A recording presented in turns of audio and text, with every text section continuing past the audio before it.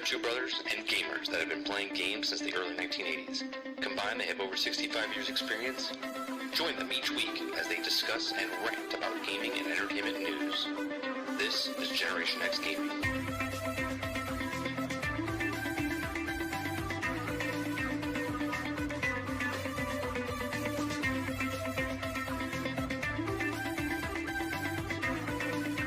Hello, everybody, and welcome back to another week, another episode of Generation X Gaming, the weekly podcast that goes over a few of the top stories from the past week, and we rant along the way. I'm your host, 30 and Still Gaming, and joining me each and every single week is Sgt McClusky. What's going on, bro? Almost a spit take. Sarge Coffee's in the lung. Sarge told me, he's like, you got to ease into it. He's like, you got to ease into it when you he's like, don't come out so hard. And right as he said it, I was like, well, no, I got to do it, because soon as he said that, Dave said in chat, Mike's intro was so great, and then I come in blasting. So that's the way I have to do it. So Generation X Gaming is a weekly podcast that goes over a few of the top stories in the past week, and we rant along the way. We're here Thursday nights, 8 p.m. Eastern, right here on 30NSG over on YouTube. If you like us, you can hit that like button. If you don't like us, you can hit the dislike button. If you'd like to go above and beyond that, become a subscriber. That's for free. And if you'd like to go above and beyond that, become a member as little as $5. You can also listen to us on iTunes, Google Play, Spotify, Anchor.fm. And I just found out today, I was watching Lono's past broadcast this morning, and he found out that you can, if you go to YouTube Music, it's got the podcast there, so you can listen to us in audio format on YouTube Music. So check that out, and you can listen to us while you're in your background, while you're vacuuming, while you're doing housework, taking out the garbage, doing all the other stuff. So appreciate it very much. 394 is on the go here. What do you got there, Sarge? What's It's to remind me that we're on the air. Oh, on the air. Okay, gotcha. What's going on, chat? Yeah, ease into it. That's what she said. That's right. What's going on, Quest? Now we can tell Sarge is live. That's right. He's on the air. I forgot to shave. You know, Lurker, right before I went live, I started laughing because two things that you did, right? When you first said that the Joker and Todd Howard are both on the thing, how can you tell them apart? And then two is that all questions to Bethesda, as you have to answer like the TV show, okie dokie. Okie dokie. I was laughing so hard right before we started. That's why I was laughing, so I appreciate that. All right, on today's show, we're going to be talking about Tom Warren details, the Xbox Game Showcase, what's going to happen, what's going to be there. We're going to talk about Bungie to release a $300 textbook to help new players understand what the hell is happening in Destiny. We're going to talk about Fallout 4's most popular mods are now ones that remove Bethesda's disastrous next-gen update that they just came out with. We're going to talk about Starfield update, where they basically added a map and a bunch of other quality of life stuff. We're going to talk about the Starfield adding the 30, 40, and 60 frames per second to the Xbox Series X. We're going to talk about Todd says, look, we want to work on Fallout. We just got too many things going on, but we're gonna go into what they have planned, perhaps potentially, with speculations and whatnot with Bethesda. We also have news about Alan Wake 2. Still hasn't earned back its budget. We talked about that earlier this week on my own show. We got more. We ended the show with some robots, Sarge. We had a robot dog, and we had a robot plane. This week, we got a robot car and a robot tank to talk about. So we'll talk about that as well. We have Suicide Squad. Kill the Justice League is announcing a huge emergency changes happening this season for this next part 2 of season 1.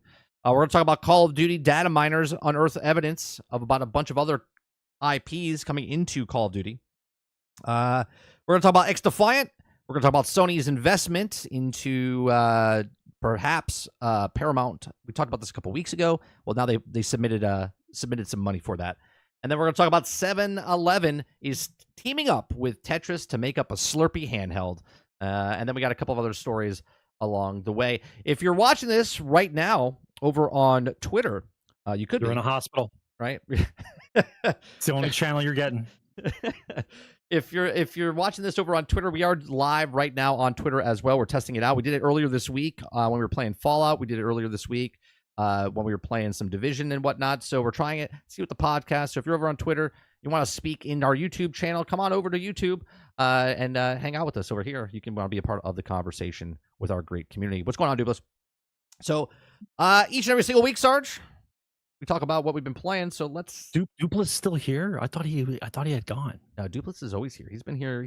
I think he's one of my longest standing viewers. So He's just got a lot. He's just gotten a lot quieter over the years. Oh yeah. Well, Usually that's not true. Not true. Usually we're fighting him like half the show. Now it's Travis, right? Travis taking over the spot. All right, here we go. What we've been playing.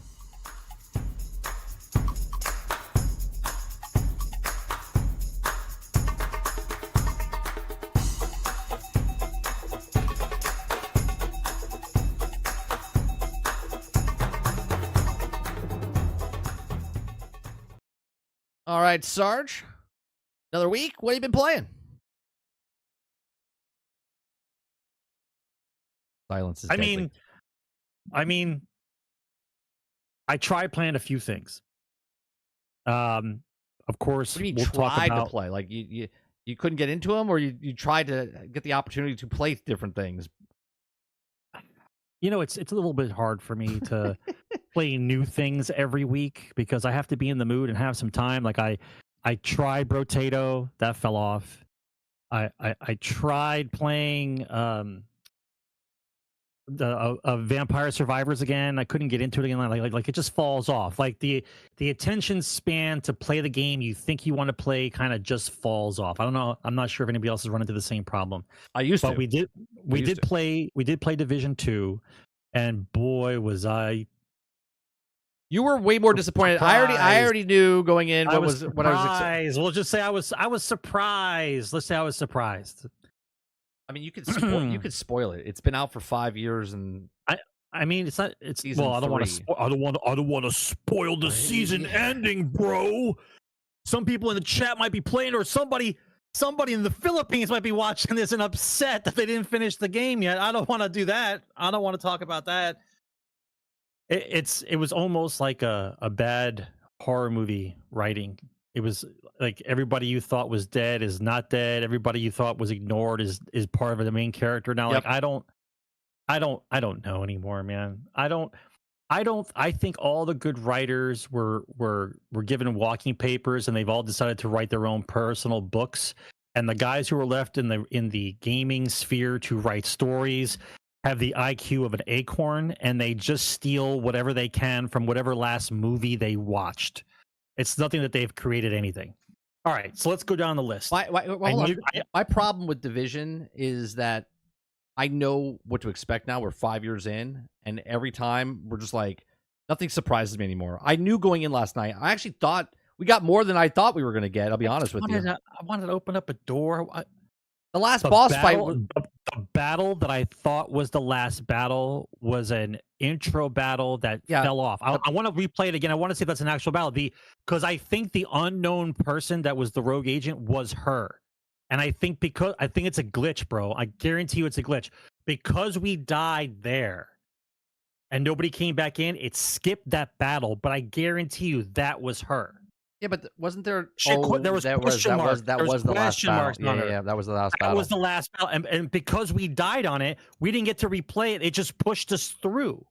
That was the last battle because we walked inside. All we did was walk into the ship, and that was it. They electrocuted, and the mission was over. Like that was the battle. So basically, they stole the last battle from us. We might have to go back and play it to see what that because it was unknown. But it wouldn't be her though, because if it was her, yes, it was her. Well, no, because if it was her, then she would. Then we don't kill her then, because then we saw her in the cutscene. What the fuck's the point of fighting her? It doesn't matter that you kill her in the game, bro, because you kill everybody in the game. They still live. Yeah, I don't know. It was. I think it was someone else because it just says unknown. It's her. Because at the end. When her thing, when Kelso's thing goes red, her name goes from agent to rogue. That's why it's a question mark. But that one was unknown though. It said unknown on that character. It was her. It's her. It didn't look like her. It's her. I swear she was wearing a mask. It wasn't a person that was standing out in the open. They were wearing the whole thing. Face was covered. I don't know. You know what, Dave? I don't remember after all these years. I forget. I forget what the answer is. There's comms that tell you who that was. We didn't hear it last night. King Speaks. When we played last night, they skipped it. They made us skip it. We were playing that mission. We shot her, him, unknown, whatever, and we both died. And then when we came back in, we didn't get to fight that person again. It just like they skipped us. It just made us move on to the next section. Yeah. When you die, it skips it. Yeah, we didn't hear it, so that's why. Does that make sense, King? The last so boss, we don't know who it is then. 6 weeks. You waited 6 weeks for. I'm sorry, 3 months. You waited 3 months for this. It just skips you. The message says you should have joined us. So, well, I guess you could tell us. Is that it was the unknown? Was it Kelso? Was it Kelso, the unknown? Well, don't leave me in suspense, King. The game made us skip the battle.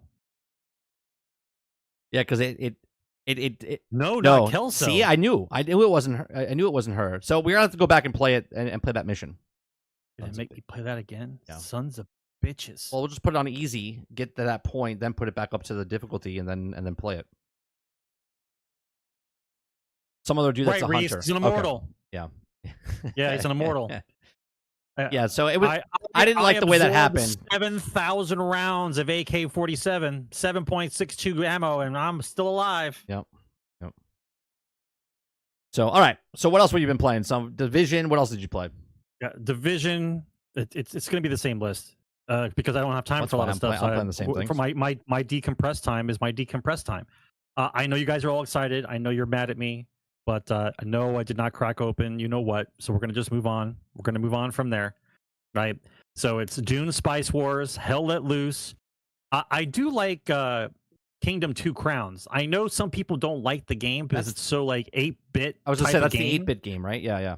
If you guys realize, if you get Kingdom 2 Crowns, that version, you can play with a friend on split screen in the same house, or you could play it co-op, so you guys can both be farming out the. It's just kind of cool sit around and talk game.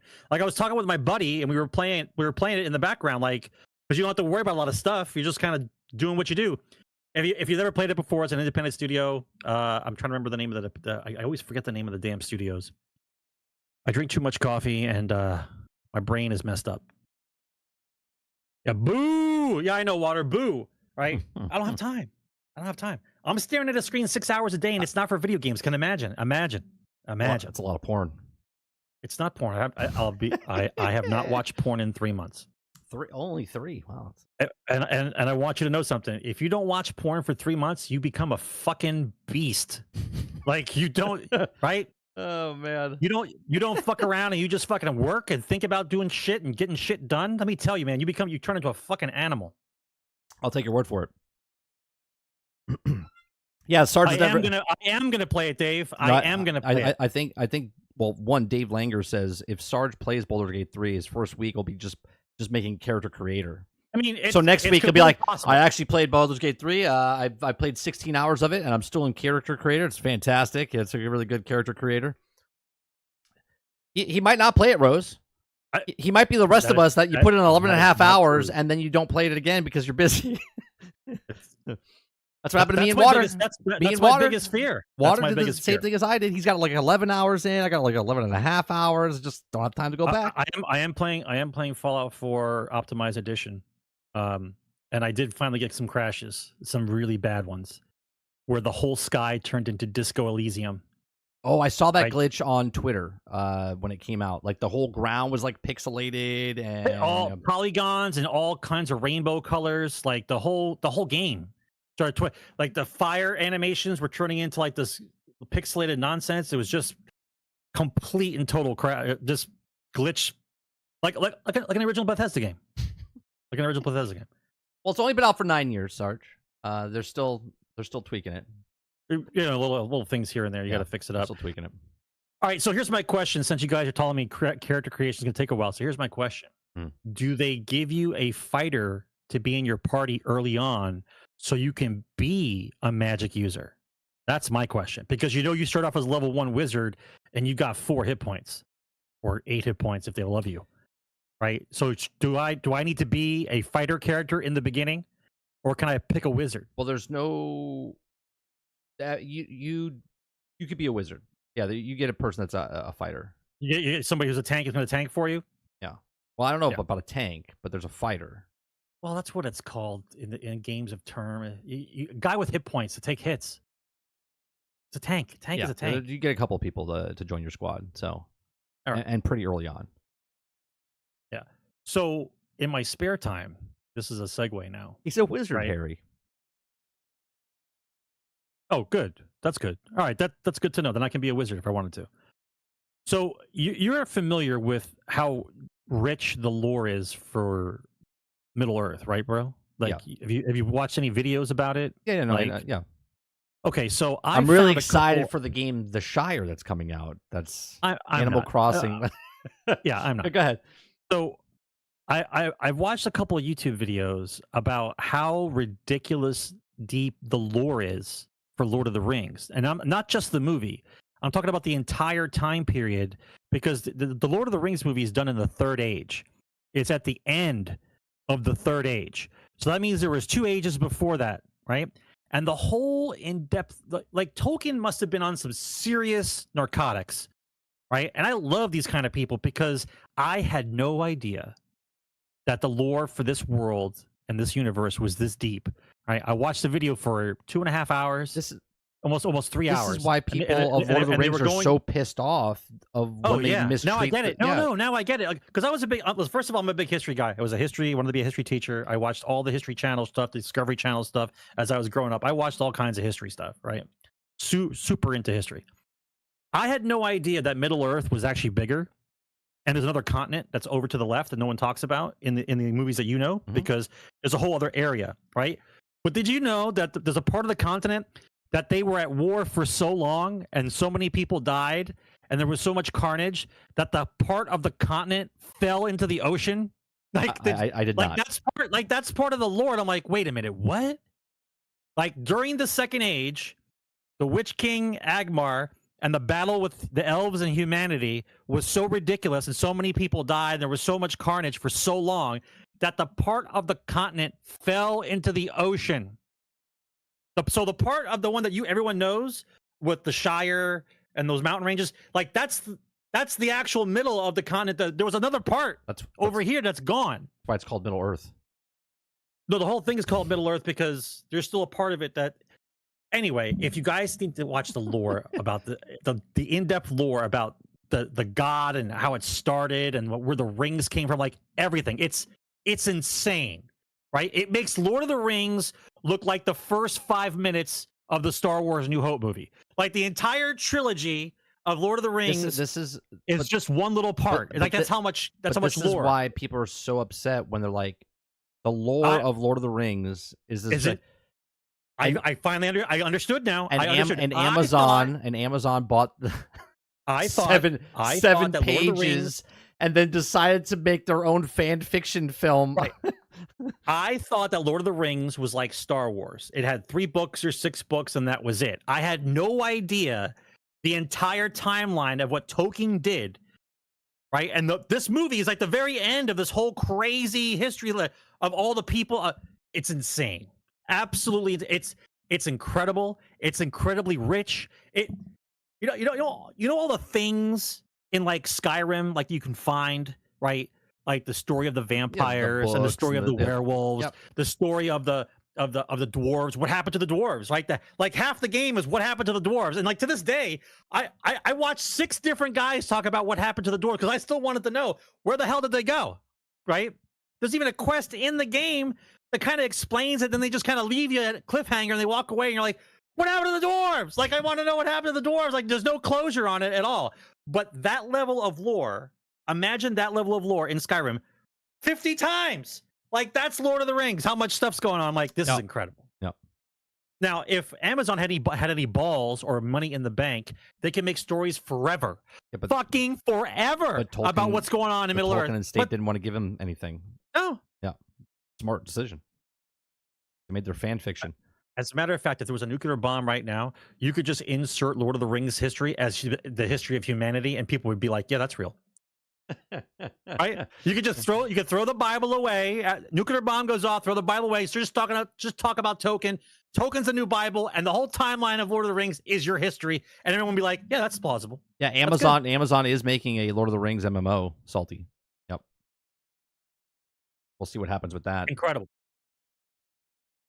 I don't know how we got here, but this is part of the ranting part of the show because I asked him what he played, and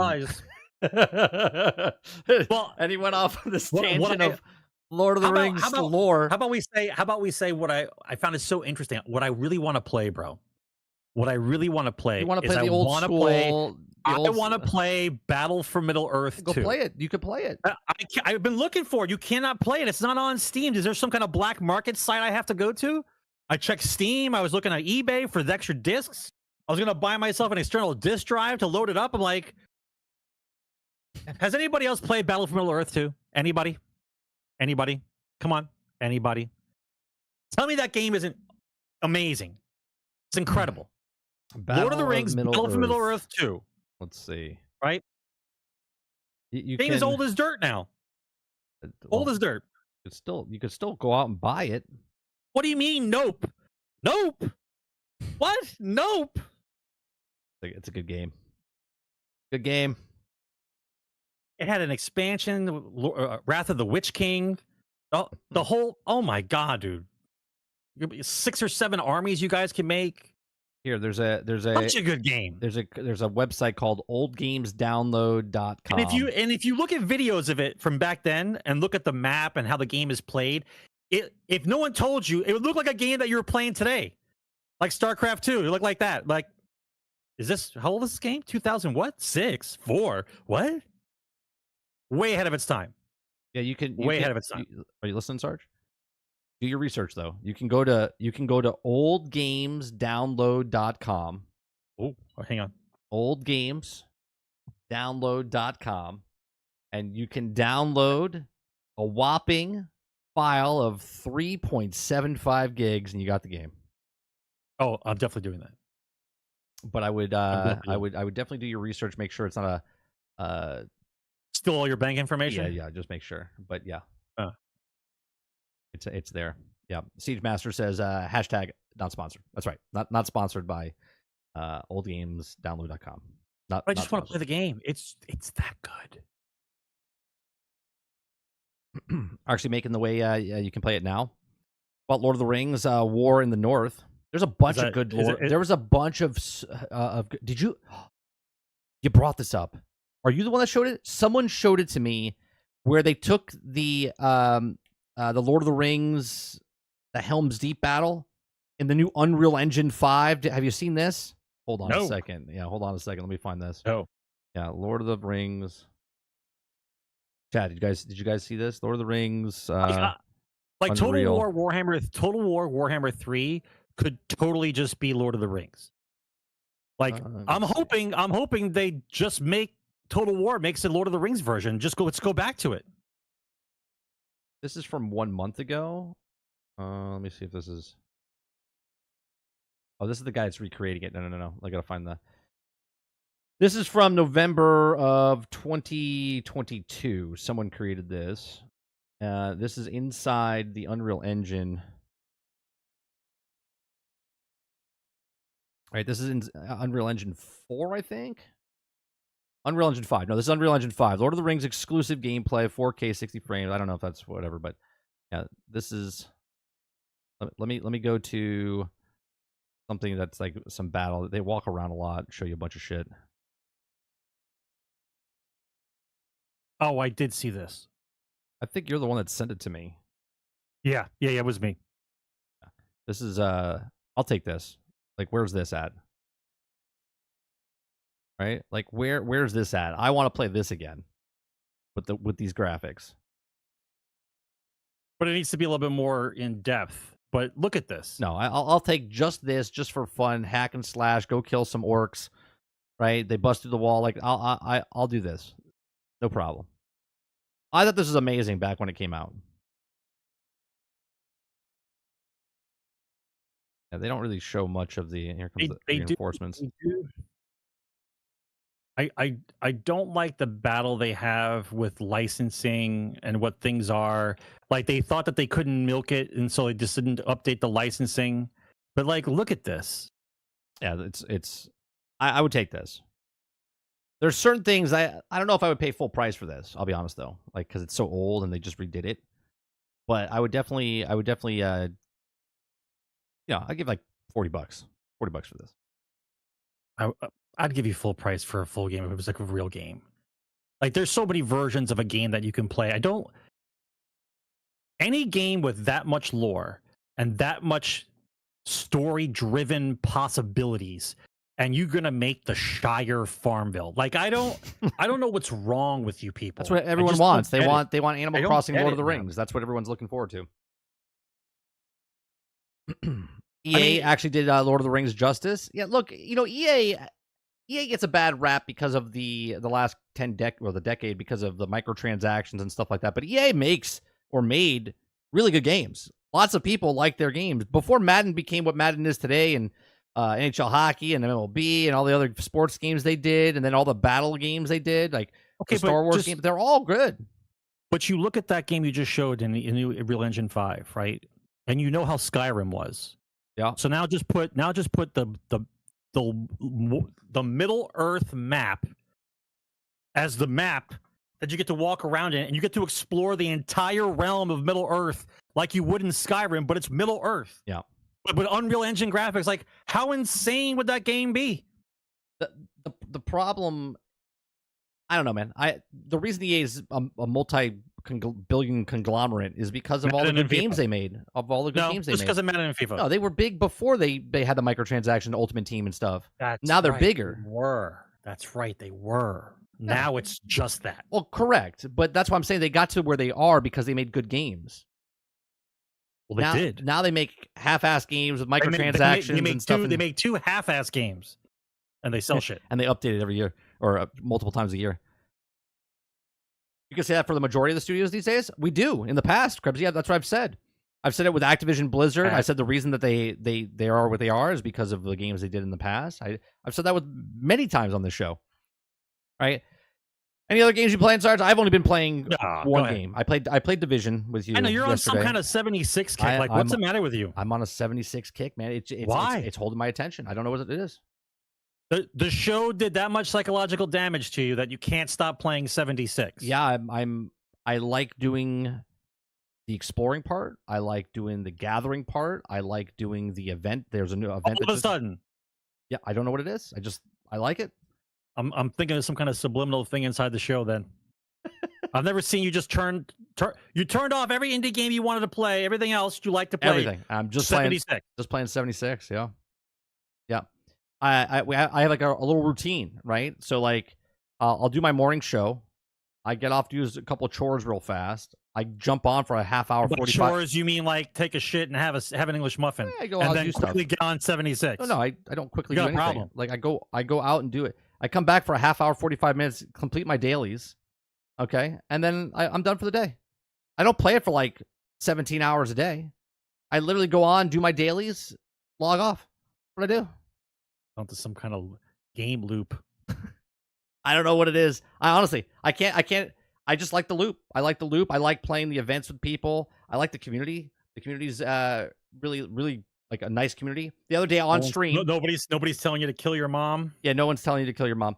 The other day I was on. I forgot that the microphone picks up. Like I was in a group and I was talking. I was like, man, I need some 5.5s. I need some 5.5 ammo. And all of a sudden, a guy drops by, drops 500 ammo. I'm like, no way. I was like, are you watching the stream?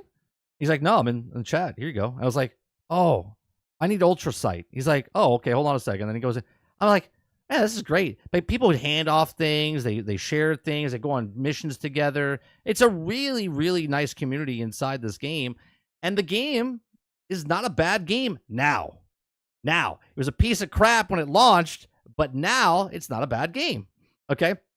And 5 years later, there's games that are better, right? Literally better games that don't even exist anymore. Did you see air quotes? I did. Better.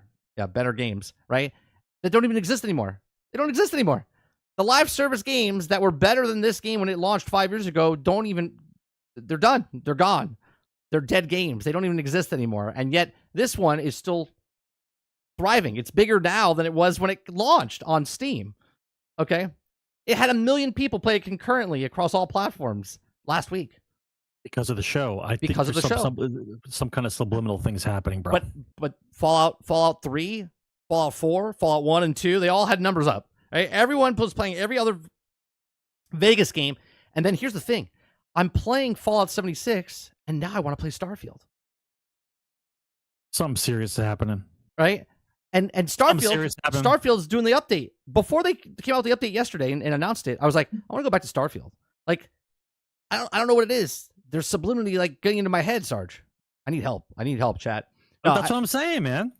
But I'm enjoying myself. That's all I'm playing. I don't have much of anything else. I play a couple games with my son. We played Trailmakers. We played Minecraft.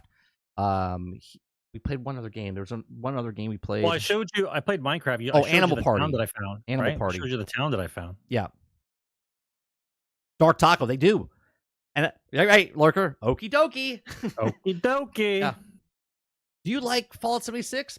Okie dokie. Yeah, I did find myself playing Fallout Shelter after watching the show. I went back to Fallout Shelter to check it out. Couldn't get back into it. But I couldn't find. I looked for the. I don't think they inserted the show stuff into the Xbox version. They might have done it for the phone, for the PC thing, but not for the Xbox. I looked. I checked. I'm pretty sure they put it in. I've been on 27 quests in the last week and a half. I send all my teams out looking for stuff. Hold on. The show stuff is not in there. Hold on. I think it is. See. Fallout TV show Fallout Shelter mobile reboot episode 11. Yeah, it's in the game. Well, then I haven't found it yet. Yep, based on the game, gets new Prime Video, open a high profile Fallout TV show. Has made its way to Fallout Shelter. Yeah. Fallout TV show has made its way to Fallout Shelter. Fallout Shelter mobile players will be able to obtain Lucy, the Ghoul, and Maximus, Mudjune, Snake Oil Salesman, and Snip Snip. So yeah, that was posted on April 23rd. Well, I haven't found it yet. Now, I don't know if it comes out on the other things. Let me see if it... How to get the Vault Dwellers. You start by going into... You need to play Fallout Shelter for a couple of days to get the lay of the land, understand how the game works. No, unlock quest. Once you have 18 people living underneath your roof, you unlock the Overseer's office. Oh, so you have to start a new vault. That might be what it is. I don't know if you have to start a new vault, but you have to get. You have to probably start a new vault. Maybe that's why. Yeah. So you have to get the Overseer's office, and then there's it looks like you can go on reward. There's like a reward that you can get and stuff like that. Yeah. Yeah. I found the trick to that game. I'm good. I know how to level up the guys enough to where they added. I found five characters. They added the trick to that game is there's unwritten levels in the game. Like when you reach a certain population, it puts you into a next bracket. So it's important when you play Fallout Shelter that you level up your guys and have better weapons before you reach the next threshold. Because if you cross the threshold and you don't have the weapons and armor, you start to go down. Like you can't. I think it's one of the game mechanics in there. You'll start to be punished because you're not ready, and that's what causes you to buy the lunch boxes. Mm. You have to be ready before you pass the next threshold of population, and then you'll be okay. But because people have no patience, they're trying to rush to the next level. And so people are trying to build stuff and get guys in right away. So there's new guys coming in. So every time a new guy comes out on the outside of the vault, you're like, oh, you're so excited. So you keep letting everybody in. But what ends up happening is your guys are too stupid. You don't have strong enough weapons or armor. And then you cross over a population threshold. And then you get attacked by things that you can't fight. So you have to be more picky with the people you let in. You have to be patient and level up your guys before you start letting a bunch of people in. Yeah, see, Dave's telling you. Does that it's got to be a new vault. Get three dwellers above level 10, and you have done that yet? I've got a max vault. I can't get anybody else in the vault. 200 people is all you can put in there. I think it's probably started. Yeah. You make a second vault? You expand the vault? My love of the Bethesda games, you talked about this earlier in the show, is the getting lost in the world. Yeah, that's my favorite part. With Fallout, right? I like the post-apocalyptic thing because in my mind, when I'm doing the stuff in the game, it's like I'm trying to fix the world. I'm building a settlement. I'm getting it to live. I'm giving the guys better weapons, right? Like if I start a town someplace, I don't just turn on you're talking Fallout 4 is what you're talking yeah, about. I don't just turn on the radio beacon and leave it there and that's all. It just happens. Like I'm going back there. I'm planting crops. I'm building fortifications. I'm giving guys better weapons. I'm dressing them up. Like I'm trying to fix the wasteland. Like I like that kind of thing. This is exactly what Todd was saying in an interview. He was on Kind of Funny recently, and a lot of people give Todd shit because he does lie. Let's be honest. He's a hype man, and sometimes the hype doesn't meet what he says on stage, and then when it comes out to the game, it's either lackluster or it comes out much later at a different time. But he does say the reason that they make their games the way they do is because everything in the game is not meant for everybody, right? He says in Fallout, if you like collecting all the stuff, you can go collect all the stuff. If you like to go explore, you can go explore. If you want to do the main quest, you can do the main quest. In Starfield, if you want to make a ship, make a ship. If you want to do a settlement, you can do a settlement. Not everyone has to do everything. They don't let you build a town. All you're building is a bunch of crap in the middle of a dark. The only reason why you're building anything in Starfield is to make your ship go further. You're making pit stops or gas stations. I so said you can go further into the galaxy. I said I didn't even want to make an outpost, right? What I wanted in an outpost when they first said it, I was thinking of what's that game, chat? I forget what it's called, but there's a lot of conveyor belts and like your infrastructure. It's like an industry game. I forget what the hell it's called. Anyway. But that's what I thought it was going to be. I thought it was going to be a game where, like, a game within a game, right? Like, you're making like this facility where you're doing. I think that's what it is. DT, right? Is it called Factoroid? I don't think it's called Factoroid. It'll come to it. It might be what you're saying, but I thought that was going to be like you were going to make these things happen where you're feeding your ship and your ship's coming down and trading it off. And it kind of does that when you get to a certain point. Like you can get certain resources and the ship comes down and lands and brings it to your other location. And then you can load them on your ship and bring them to towns and then sell your stuff. Tedious. There's no sense of accomplishment there. Yeah, but that's what I'm saying. He's saying that Todd says if you want to do that, you can do that. You're not interested in that, but somebody is, right? But if you're going to give me a giant space sandbox, satisfactory. That's it. And try to make it realistic. And I 100% understand what they were going for, but you made it so tedious. It's boring. It's like teetering between. You're trying to do. You want it to be realistic, but then you can't. You got to make it a game. You got to make it a game. You can't make Starfield like an amusement park where no matter what planet you go to, there's fun rides for everybody. Like that's not how it is. But you took out the thing that you've been building up to, which is building settlements and building towns. You took it out of the right. You took it out of the sci-fi one. You took it out where humanity is about to die. We're barely hanging on to 3 planets, and I'm supposed to be the savior. I get godlike powers, but I'm not allowed to extend humanity. Like I'm not allowed to build towns and like set people up and like push humanity forward. No, I dance around a floaty room and go through a ring. Yeah. 300 times. Like that's the game. Like no, that's bro. The main story of the game. Yeah. Fucking no. They broke it, man. They broke it. It's broken. Broken. Well, let's go to top stories. Let's move on over to top stories real fast. It's a creative decision. Yeah. Come on, Titan. He's joking. That's what they said. Right, the 60 frames per second was a creative decision. You got to use quotations or brackets. We've got to start typing with sarcasm in mind. All right, let's. I just can't just keep typing stuff. It's got to be brackets or something. With sarcasm has to be marked. I don't know all you guys like we're hanging out in the bar. Mark your fucking words. He doesn't know you like I do, chat. Let's start off with Fallout 4. Fallout 4's most popular mods right now, Sarge, are the ones that remove Bethesda's disastrous next-gen update. Okay, so the thing that they put out in the game, to fix it, they took it out of the game to fix their game, right? You were one of the people that got dicked over, right? You had 70 days plus of time into Fallout 4. You had multiple characters all get destroyed, and you had to start over again, right? So this is coming up. So let me read it to you. Okay, so amidst the positive reception, the general hype of the series created by Amazon excellent Fallout series, Bethesda did most of the Bethesda thing they possibly could ever have done, as players rushed back to various games in the series, but Bethesda released a major next-gen update on Fallout 4, arguably the best entry point for new players, and it's a total mess.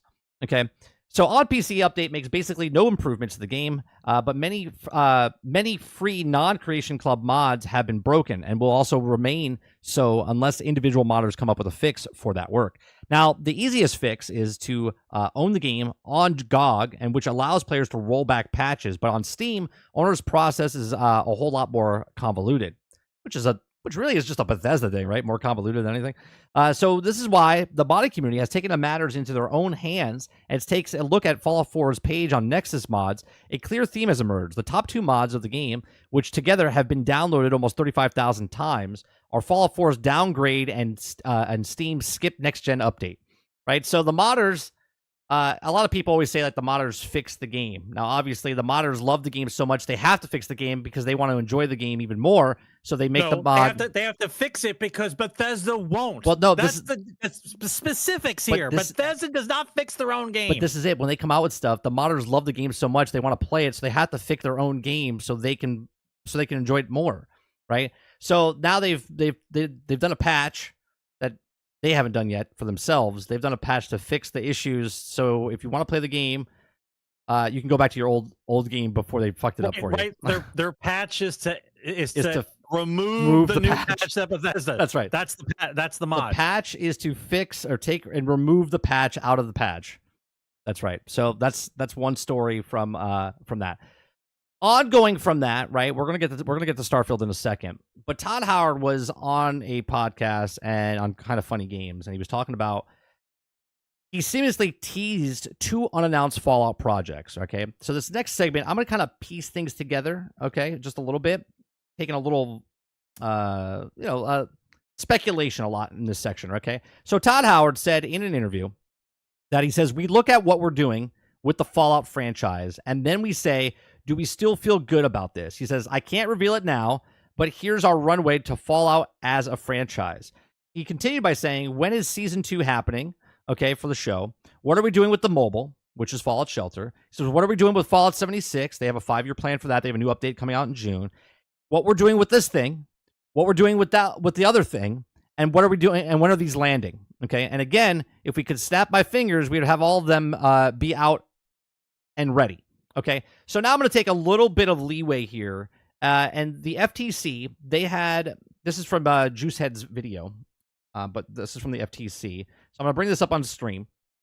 Okay, so obviously Bethesda has a lot of IPs, right? They have Elder Scrolls, they have, the Skyrim, Oblivion. They have 3. Let's not get carried away. They have a lot of games that are very popular games, right? Yes. So now... Series is 3. In the series is 3? Elder Scrolls. Yeah, but there's Morrowind, Oblivion, Daggerfall, Skyrim. But they're still in this. It's the same. That's called an IP. I'm talking about actual franchises and games that they have. Okay. So in this leaked document that came out during the FTC's stuff. Okay, in fiscal year 2022, they have an Oblivion remaster. Okay. Now people are speculating that everything's backed up by 2 years. Okay, so in 2022 would be now 2024. Things in 2021 would come out in 2023. So in 2021, right, they had the Starfield in there. They had Elder Scrolls Online expansion there. Okay, they had Fallout Worlds 76, and these things all came out, but they all came out in 2023.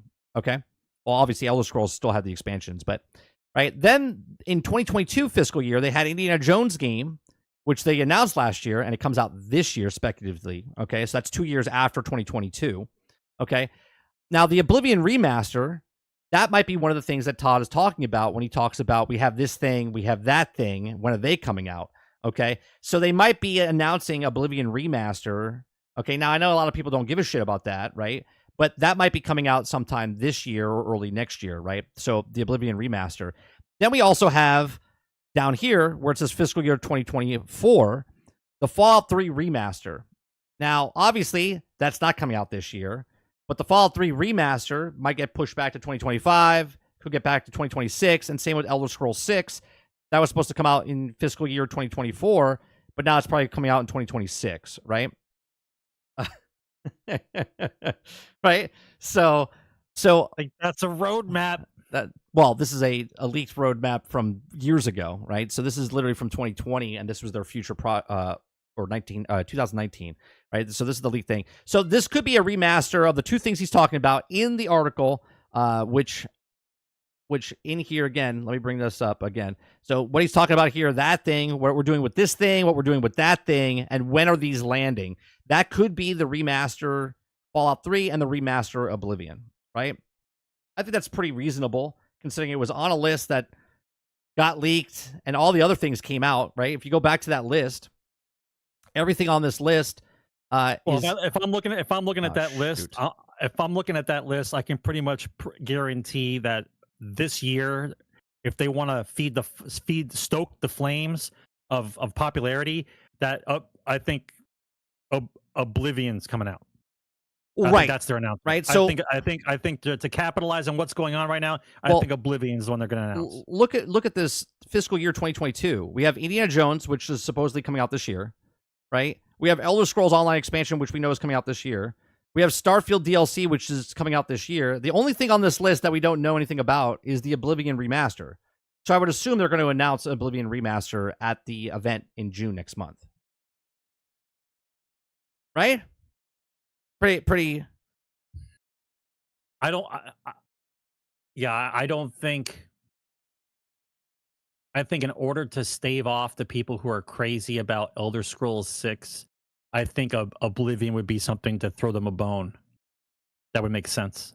Now, here's another thing completely off kilter, but I found these two things separate. Okay. There's a person. Now, we talked about Fallout London of 200 people over the last 4 years making Fallout London. Okay. We have another group of people working on Vault 13. Okay. Which is, and I was mistaken earlier this week, I thought it was Fallout 3's engine. I think Titan told me it was Fallout 4. You are correct. I believe it was you, Titan. Right? So Vault 13 is being reworked with the Fallout 4 engine, and they're making a remake of Fallout 1. Okay? So another group of people, of developers or independent guys, fans, are making the Fallout Vault 13 Shady Sands showcase, okay, which is Fallout 1. And then there's another guy working, or another group of people working on Fallout 2 is getting a full remake in Fallout 4's engine as well. So this is another funny thing, right?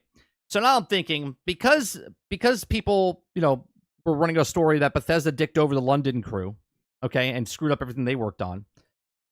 What do you think the possibility is, Sarge, that Bethesda actually has Fallout 1 and Fallout 2 working in the background to be a remaster so they make it like a Fallout 3, Fallout 4? I wanna agree with you on this. Oh, I don't think they are. I'm just saying because these guys are making it. I'm just asking, what do you think the possibilities are of them doing it? If it's an outside modder doing it, I could see it. Which they are. I don't think Bethesda would do it. I think they're testing the waters by doing Oblivion to see how well that does. Because you have to remember, even if you're remastering the game, the way the game was at that time compared to what's going on now is completely different. I'm not sure the game will have the staying power for you to want to play it. But if it gets a real remaster, like a real one. Well, they have to convert it from when it was top down into the Fallout 3 or Fallout 4 engine. I know, but a complete remaster, then listen, people have bought Skyrim 7 times. Yeah. So if you can make Oblivion look half as good as Skyrim, I mean, for those people that have played Oblivion in the past, they probably would buy it again. Going from Fallout, we're going to stick with Bethesda news here, right? So we got all those Fallouts. Chat, what do you guys think? Do you think one of these modders are making Fallout 1 and 2 remade in Fallout 4's engine? Do you guys think that Bethesda would do it? D Money says so, like 2032-ish. I mean, I guess the question is, it doesn't really matter the time frame, D-Money. Do you think that Bethesda actually puts the money and time into remaking Fallout 1 and 2, which were top-downs, that weren't theirs? Well, they weren't top-down. It's isometric. It's isometric. Like the old school Baldur's Gate correct. time. It's not top-down like not top-down. Like GTA, but yeah, Yeah, isometric. Yeah. But it's above instead of like the 3D model, right? I don't know. I don't think they touch it. I think these modders, obviously 1 and 2, I think they do it, and you can play it if you want to. I don't think they touch it. If they do remaster, I think they do remaster 3 and 4 down the line. I don't know if they're working on Fallout 5 and if they hand it off to somebody else, like an Obsidian or another. The licensing thing is what gets on my nerves. Well, it won't be a licensing thing. They're all underneath the same umbrella of Microsoft. Microsoft owns the whole thing. They are. Yes. Are they? Yes. Obsidian's owned by Microsoft. Bethesda owned by Microsoft. I'm just making sure because 1 and 2 might be in some kind of like loophole. No, 1 and 2 are owned by a company that doesn't even exist anymore. Bethesda bought out them. They actually have the rights to the Fallout series, so they can do what they want with those. Yeah, give it to Obsidian. Yeah, I think we see a Fallout. I don't want to say Fallout New Vegas, but I think we see a Fallout from Obsidian before we see a Fallout 5 from Bethesda. But I don't know. It's just a guess. Nothing concrete. Now let's talk about Starfield. Right, Starfield has a major update that they announced yesterday. The Starfield update 1.1133. Now there's a lot of stuff that they're adding to this. Okay, improved surface maps. We heard your feedback, it says, and we've made some big improvements to the surface maps, so you'll always know where you go and no longer get lost. Now, I thought this was pretty funny. They've had maps in the past with other games, okay? Even Fallout 76 has a map 5 years ago, and yet Starfield had this really, really weird map in the city, and people... But here's the funny part. Juicehead did a video, and in his video, he says, oh, yeah, it's great. You have all these markers all over the place, so now when you walk around the town and you walk up to something, you find it, the emblem pops up on your screen, and now it's on the thing. So now you don't even have to use the map because you could just look at it and then fast travel instantaneously to that spot. He's like, so you really don't even need the map that they added to the game, okay?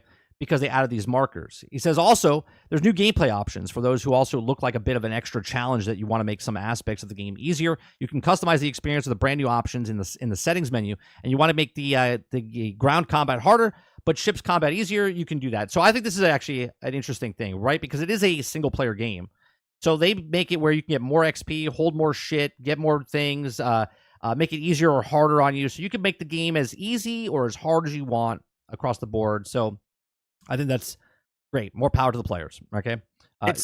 Yes, it's more power to the players, but I'm trying to wrap my head. I really am. I'm trying to wrap my head around the fact that we have gone from I'm in a world, I want an open world, I want to be able to explore, and Skyrim did it the best. When I discover the location, it's now a spot that I can click on and fast travel to if I have to get back to this point if you want instead of walking. Yep. Got it. But when I'm walking around in the world, there's not 47 things on my screen telling me where everything is because it breaks the immersion of being in an open world. What is wrong with actually remembering where something is? Why does everyone play the stupid card like you need to be told where everything is immediately because you don't want to remember where anything is? I want an open world, but I want MapQuest to be open the entire time I'm walking around an open world. It makes no fucking sense, right? You live in a world now, in reality, right? Are you staring at MapQuest every time you go somewhere? No, right? you know where the grocery store is. Or the supermarket. Yeah, you know. Right, you know where it is. You know how to get there because you fucking live there, and over time you learn where shit is. But in a video game, I ain't got that kind of time. I gotta know where everything is immediately. But I want to be entertained. Damn it, I want to be entertained. But tell me where everything is. I don't understand. What are we doing? What are we doing? See, is it inconveniencing to you? Are you burning hours on the clock? I don't know. D Money wants to know why you're upset about this, Sarge, for these changes. You can use them if you want to. You don't have to. Here's I got it. Here's my thing. A bunch of stuff you could do. You don't have to try it. Well, here's my thing. Why put this in now? Why didn't you put this in at launch? Okay, for the quality of life options, right? Right. This is stuff that should have been in the game at launch. And two, this is stuff that they didn't have to work on because you can learn the where map's on the screen now. D Money, the map's on the screen. You don't even have to go to map. Yeah, As I'm walking around, all there's the a bunch of emblems shit yeah, on the screen. All the emblems are on the actual screen. Like you're living in MapQuest. Like I'm driving around in MapQuest. All the shit's on the screen. That's how we're gonna play the game. They haven't adjusted this yet. So in Juicehead's video, he talks about, he's like, now when you look around the city, all you see is these things popping up. He says, I hope they fix this where you can, turn them off if you don't want to. But as of right now in the beta test, you can't, right? But this is why they're testing, I guess, right? But I just feel like Grand Theft Auto, when you go around the map, right? I know everything about Grand Theft Auto when I played that game. Why? Because I played the game, and me driving around the map, I learned where the right turn was, the left turn was, where the stops were, right? Okay, stop. Right, but the game's been out for how long now? 10 years 10 plus. Years. Yep. Is anybody starting a petition that we need a better map system in Grand Theft Auto? Nobody's complaining about where the shit is in Grand Theft Auto, and that fucking map is tremendous. Yeah. Right? Yeah. But I don't understand. I don't get it. I don't get it. That's everything looks the same there in the city. You can't, sometimes one block looks the same as the other. I gotta find where the garage is. Oh, I have to remember where the garage is. Oh, I gotta remember something. Right, Dave. Like, it's funny to me that Bethesda made Starfield, and yet they had what they did to this, but it was better in Skyrim. It was better in Fallout. It was better in other past games that they did. And it's like these guys, maybe it's not the same developers that worked on those games that are working on this game, and they're confused on how maps work. Yeah, but you do remember what the complaint was in Skyrim, right? Or do you forget? Did you forget? I know you didn't forget. You're talking about I'm assuming you're talking about the follow the emblem, like follow. Right. Yeah. Right. That was the biggest thing. You put the marker on, ever. and then you just follow the marker. Marker's on the screen. I'm just following the marker. I'm not looking around for anything else. I'm just following the marker. So now the complaint was follow the marker. Fast forward 10 years. Yep. I want markers all over the screen. Instead of one marker, now I want all the markers on the screen. Yeah. So they're adding that. They're adding a ship decoration mode in interior ships, which I said right when the game came out. I was like, that's kind of weird that you can't decorate the ship. I was like, that's your main thing of. So you can do that now, which is cool. So you can customize this stuff in the ship, but you can't move the stuff that's already pre-made in a ship, right? So you have to get a bare ship and then make your own furniture in that ship. You can't move the stuff that's already pre-made in the ship. But at least they did that. So they add tabs and container menus to make managing your inventory easier, which is nice. They added the ability to change traits and the appearance for after the Unity. So going into New Game Plus, if you don't want your character to be that same traits, you can actually go back and like change his look, change his traits, and whatnot. They added dialogue camera toggle in settings. So instead of, how it goes to that cinematic where like it zooms in on their faces, now it just stays in the game. So it doesn't cut to a separate cinematic camera type of thing but some of the complaints that they were saying online was that if you start the conversation and you're like 15 feet back, it's like super wide back. You can't move. You're stuck where you are until after the conversation. But if you get real close and talk to them, then it's like up on your face and you can't move. So they said there's some kind of conversational sweet spot you have to know. Yes. Is what you're telling me? I have to find out where the sweet spot is for conversation before I press the button. Before you hit the button, make sure you're in the bubble, right? The space bubble. Just a question. Just a question. Why wouldn't it be just like any other game you played before 2010, where when you entered a conversation, it was just a set distance? We're having a conversation. Yeah, well, why is the free roam camera instigated into the conversation wherever I am? That's how far away I am. The devs have something to do, and then they have something to fix. Patch. Yep. Thank God for the modders. Okie dokie. Okay. So add display settings for Xbox Series X, prioritizing visuals and performance for Series X. Now, this is the big one that I laugh about because Phil Spencer had to sit on a couch and lie through his teeth, right? And the interview that I showed earlier today, he was sitting on the couch and saying, I trust our guys. I trust our team. It's a creative decision. We have games. We have games on Xbox that run 60 frames. So it's not the Xbox that can't run the 60 frames, right? It has nothing to do with parity. It's just that they decided that 30 frames is 30 frames, and that's what they were going to do. Todd said, this is where we like. This is what we wanted to do. And then here we are 10 months later, we get 60 frames on the Series X, which we were complaining about in the very beginning. And people were arguing with me, well, this is what you get. And I'm like, well, no, I bought a Series X because they told me that it could do up to 120 frames per second.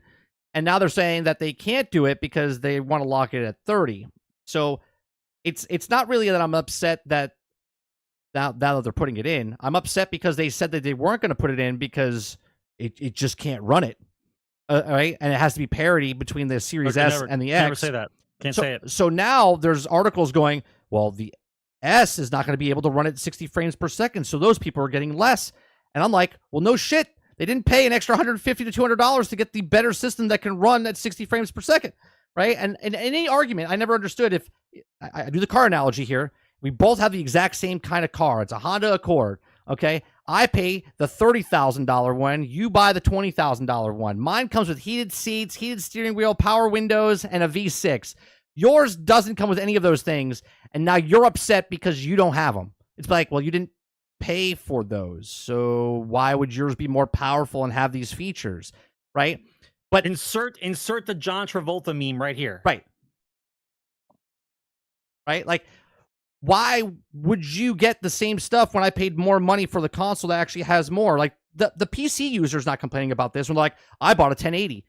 You have a 960. How come my 960 can't do what your 4080 does? Well, because I paid $2,000 for my graphics card, and you paid $300. Like, that's the difference, right? So we can't make anybody feel inferior. Right. Everybody's the same.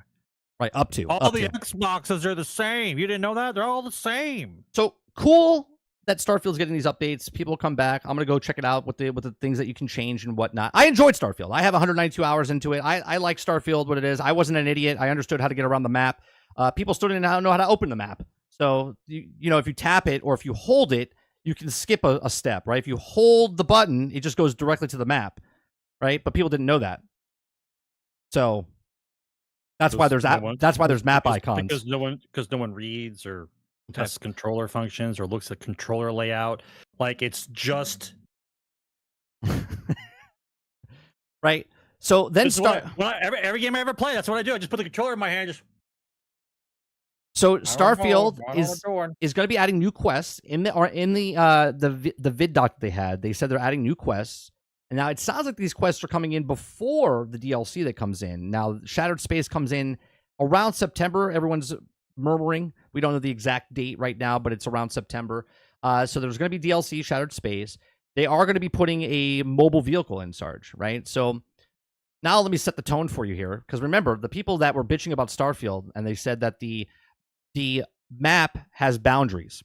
Remember this? They had tiles, and the tiles were too small. Okay, and you could hit the boundaries.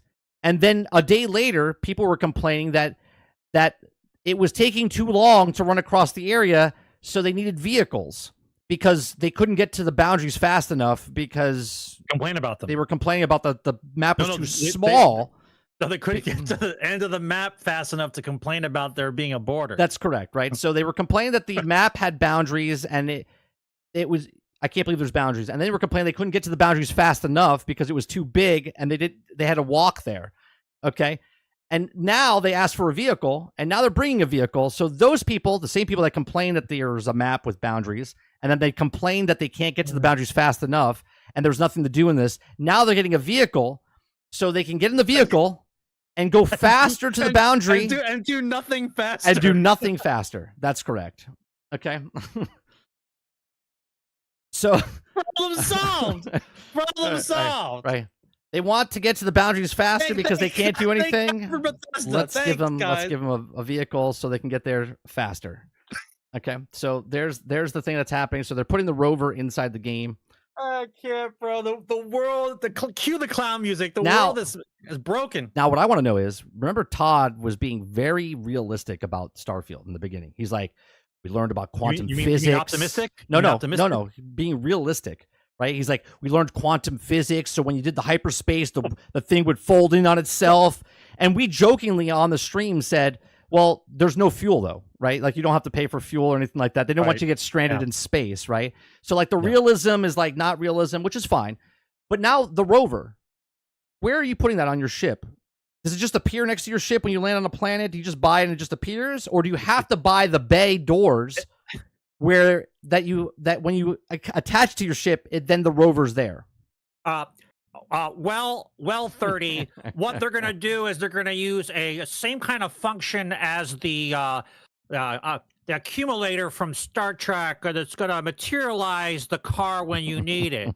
It's going to digitize the car, and that way there'll be no reason to have a container to have on the rocket ship in order for there to be a spot for the mobile rover. Yeah, I just want to know how realistic this is going to be. Like, can you get a rover without, like, it just appears, or do you have to buy an add onto your ship? But once again, there is a such thing called creative design. Everyone allows it. It's your game. You make up whatever you want, right? But then you can't just start habitually drawing new lines in the sand and then saying, well, this is the line, and then you cross it and you go, well, this is the line now. Like, we want realism, but we don't want fuel, but we want the car, but there's no storage for the car. Like, I get it. It's a video game. Why care? Exactly. Then why are you doing all of this if none of it really matters to you because it's a video game? So if you're going to establish whatever line it is you decided, then that's where you have to stand. But if you're going to make it where you don't care, then just do that. Do whatever you want. It's a video game. Don't give me the explanation of why you're making shit up if you don't care. What I think is funny, Krebsy just brought it up. He says there's going to be a rock that follows Sarge around with the wheels. So you had the rock that followed you with the ship. I cannot get rid of that rock, bro. The rock is next to my ship. I thought they patched it back. Well, you haven't played in a while. I think they patched it, Sarge. Yeah, but they got rid of the rock. That would be hilarious if the rover came in and then it glitched in a rock and a rock followed the fucking rover. That I would die laughing. I would laugh hysterically. Okay, but let's elaborate on this, right? Okay, so who cares? I got a car now. Great. I don't have to run. Now I've got a car. Now here's Sarge's brain. Is there fuel? I have traveled quite a bit in Starfield on foot, right? So if I'm in the car, right? I'm in the car. How do I shoot stuff?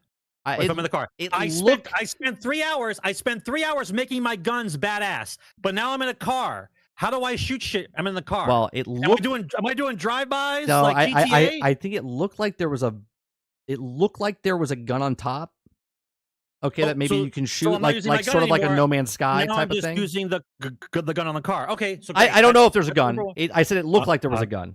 I'm not arguing the point. I'm just asking the question. Now, here's the other thing. There's an awful lot of mountains where I go. Wouldn't that be shitty though? Every time you shoot, you have to stop the car, get out, shoot the thing, then get back in your car. Right. So now I have to go up the mountains, right? So can the car go up mountains? What's the ability of the car? I mean, we have physics, right? It's realistic in space game. Can you upgrade the car? Right? Can I climb up mountains? Is there storage in the car? Does the car have a jetpack so it can go up a little higher? Like, how does the car physics work now? So instead of everyone thinks it's really easy, make a car. It's faster. Great. Now introduces this whole other level of shit. 3 hours making a gun. I'm in a car. I can't use my gun. Then the car can't climb the mountains I can climb because I'm in the mountain. Because I got a jetpack, remember? I'm running around, and I got a jetpack so I can get where I want to be. Does the car have a jetpack? How does the car get up mountain stuff? Yep. Or do I have to drive around the mountain? I mean, I have a lot of questions, right? You added I got tons of questions. You added a car. Now, can you level up the car like you can level up your ship? Is there storage in the vehicle that I can hold more stuff instead of holding it on myself so I can grab more stuff to bring back to my ship? Can I upgrade my car to make it faster? Can I upgrade my car to make it leap a little higher? Can I upgrade my car so it can go up the walls? Is there a booster?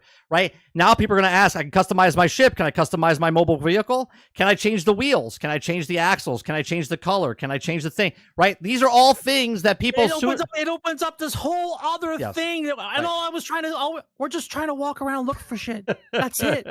Right? And you wanted to do nothing faster. So now we have this whole other thing to worry about. To do nothing faster, right? To upgrade your car or whatever. Yeah, that's the thing. Every time, remember this word? Every time you land on a planet, you get a Skyrim-sized map. Boom, and they were like, everyone was screaming. Right? Every time you land on a planet, you get a Skyrim-sized map, and everyone went like this. Well, a Skyrim-sized map, that means it's an amusement park like Skyrim. Right. Each map is going to have so much stuff on it. All the stuff that Skyrim's map on, but we don't remember that space What is going on here? Right, it's We don't space. remember. We don't remember that space is vast And empty. empty. Yeah. In the real world, space is vast and empty. So every time you land on a planet, you don't hear the Great Adventure theme song, and every world is gonna have an amusement park on it. Yeah, everywhere you go is going to have like this massive amount of stuff to do. It was always supposed to make you feel, and the part the part that they missed is you don't have the lore story in the background, right? If I was traveling around looking on planets, if I was hoping to find something, and let's say on some of the planets there was something, like anything, like that, like a breadcrumb that led you someplace else, you discovered a hidden city, or guys living underground, or like some kind of alien race to talk to, like that would make sense, Right? But you guys went so far as to, we want you to explore the universe, but there's nothing there. Like, what is the what's the draw? If I'm gonna explore the universe, at least put a breadcrumb, put something there for me to find. I don't get it. Real quick, D Money has a question. He says, since you guys played the game a lot but don't like these implemented changes, I'm curious what changes you want Bethesda to make instead. Well, I'll tell you. You would have Put some shit in the game. You have to rework your main quest where I go find my power. I go through 7 things in the air, and then it goes. You light up like a Christmas tree. Then you end up outside, and you have one Unity guy outside, and you just shoot him in the head 3 times, and you're like, "There's always one guy." And you're like, okay, I'm good. And then you fast travel back to your ship, and you got to do that 25 times to get your powers, and then you got to do that 250 times through each of the playthroughs that you do. I would have spent time fixing that than putting markers on a map that people can get bound, because everyone's complaints was load screens. Now you're putting more markers on the map so they can fast travel more, so there's more load screens. How about a boss fight? How about before you give me my boss powers? fights? There are main characters that you boss fight. Yeah. But how about you give me a fight with the guy with the power? I'm gonna kill him and then I get his power, right? Something. I never understood, like, the culmination of exploration of the universe is an epically vast experience. And then I'm going to get Jesus-like powers, God-like powers. And when you give me the God-like power, I'm just floating around in a zero-G room into a donut. I don't what's the build-up for me to get Jesus powers? Besides finding a house that's got a giant sign on it that says I'm here. Yeah. Like, how is that satisfactory? I'm about to get to my 250th Jesus power. Thank God it's on the map. And all I gotta do is drive through an Oreo. Like, here's the thing. I played the game and I played the side missions before I played the main story quest, and that's why I enjoyed it, because there were so many different quests and so many different things. As soon as I played, do you want me to hate your game? I don't understand. As soon as I played the main story, I was like, man, this main story is pretty bad. It's not terrible. The bad part, the story's fine, right? The story's fine. It's the power and the same thing over and over that you're doing, and I'm like, this is terrible. Absolutely terrible, right? So I would have worked on that part, D-Money, instead of the put a vehicle in there to get around faster to do nothing faster. Okay? But what do I know, right? So if we're really listening, if we're really listening to the masses, and I want you guys to think about this carefully. If a game studio, if you believe that the right way to do this is to listen to the masses who are playing your game in order to get information about how to make your game better, then I think we have to put a cap on who we're listening to, right? Well, how would you clarify that? Oh, that's really easy. If you're playing on PC, they know all the games you've played and how long you've played them, right? If 75,000 people have just played Starfield and played none other Bethesda game ever, and the first 100,000 comments is, I need a car, like that, I think maybe you know who's played Bethesda games in the past and who hasn't, right? If we're listening to the masses doesn't really work. Like, I'm not sure if you understand, like, in the real world, like what the masses look like It's not a good thing. Like the guys that you base off of new technologies and things we're going to push forward is usually, unfortunately, an elite group of people who understand what it is and what people are looking for, not the unkempt masses who flew in yesterday to dump $60 on the game they're going to play for 4 hours and then never play it again. Cue the fucking percentages of people who've defeated a boss in the last game. Go, like, and you'll see that 90% of people have defeated one guy, and they've been off of one planet. Like, are those the guys we're listening to? The guys who haven't left the planet you started on? Like, those are the guys we're listening to? I need a car. Like, that's the guys we're listening to? Come on, bro. Come on. So Dave Langer is saying that they've always done this. Yeah, but you understand the difference between fighting a dragon over and over again. At least you're fighting something. You're literally in Starfield, showing up to a temple. Even his breath is different. You're showing up to a temple and then flying through a dust cloud 7 times, 6 times if you do it fast enough, 5 times if you do it faster. And then you glow, and then you come out and shoot one guy in the head 3 times. That's it. There's nothing different. There's no fight. You're going through dust particles 7 times every single time, 25 times to get the powers. Right? At least the other games have something to do. The correct way to speak about this is to speak in this kind of tone. Well, during our development process, we were trying to figure out how to make gathering powers unique and special. Okie dokie. And we thought that being in a 0G room, because it's outer space, looks kind of cool. It is. And we thought that collecting dust particles, but you had to do it quickly. Otherwise, if you don't go through the dust particle quickly, that you're stuck in the room longer. Did anyone ever notice that? If you miss the dust particles, that you'd be in the room longer? But that's as far as we got before the release date was announced. And then we realized we couldn't come up with any more boss fights.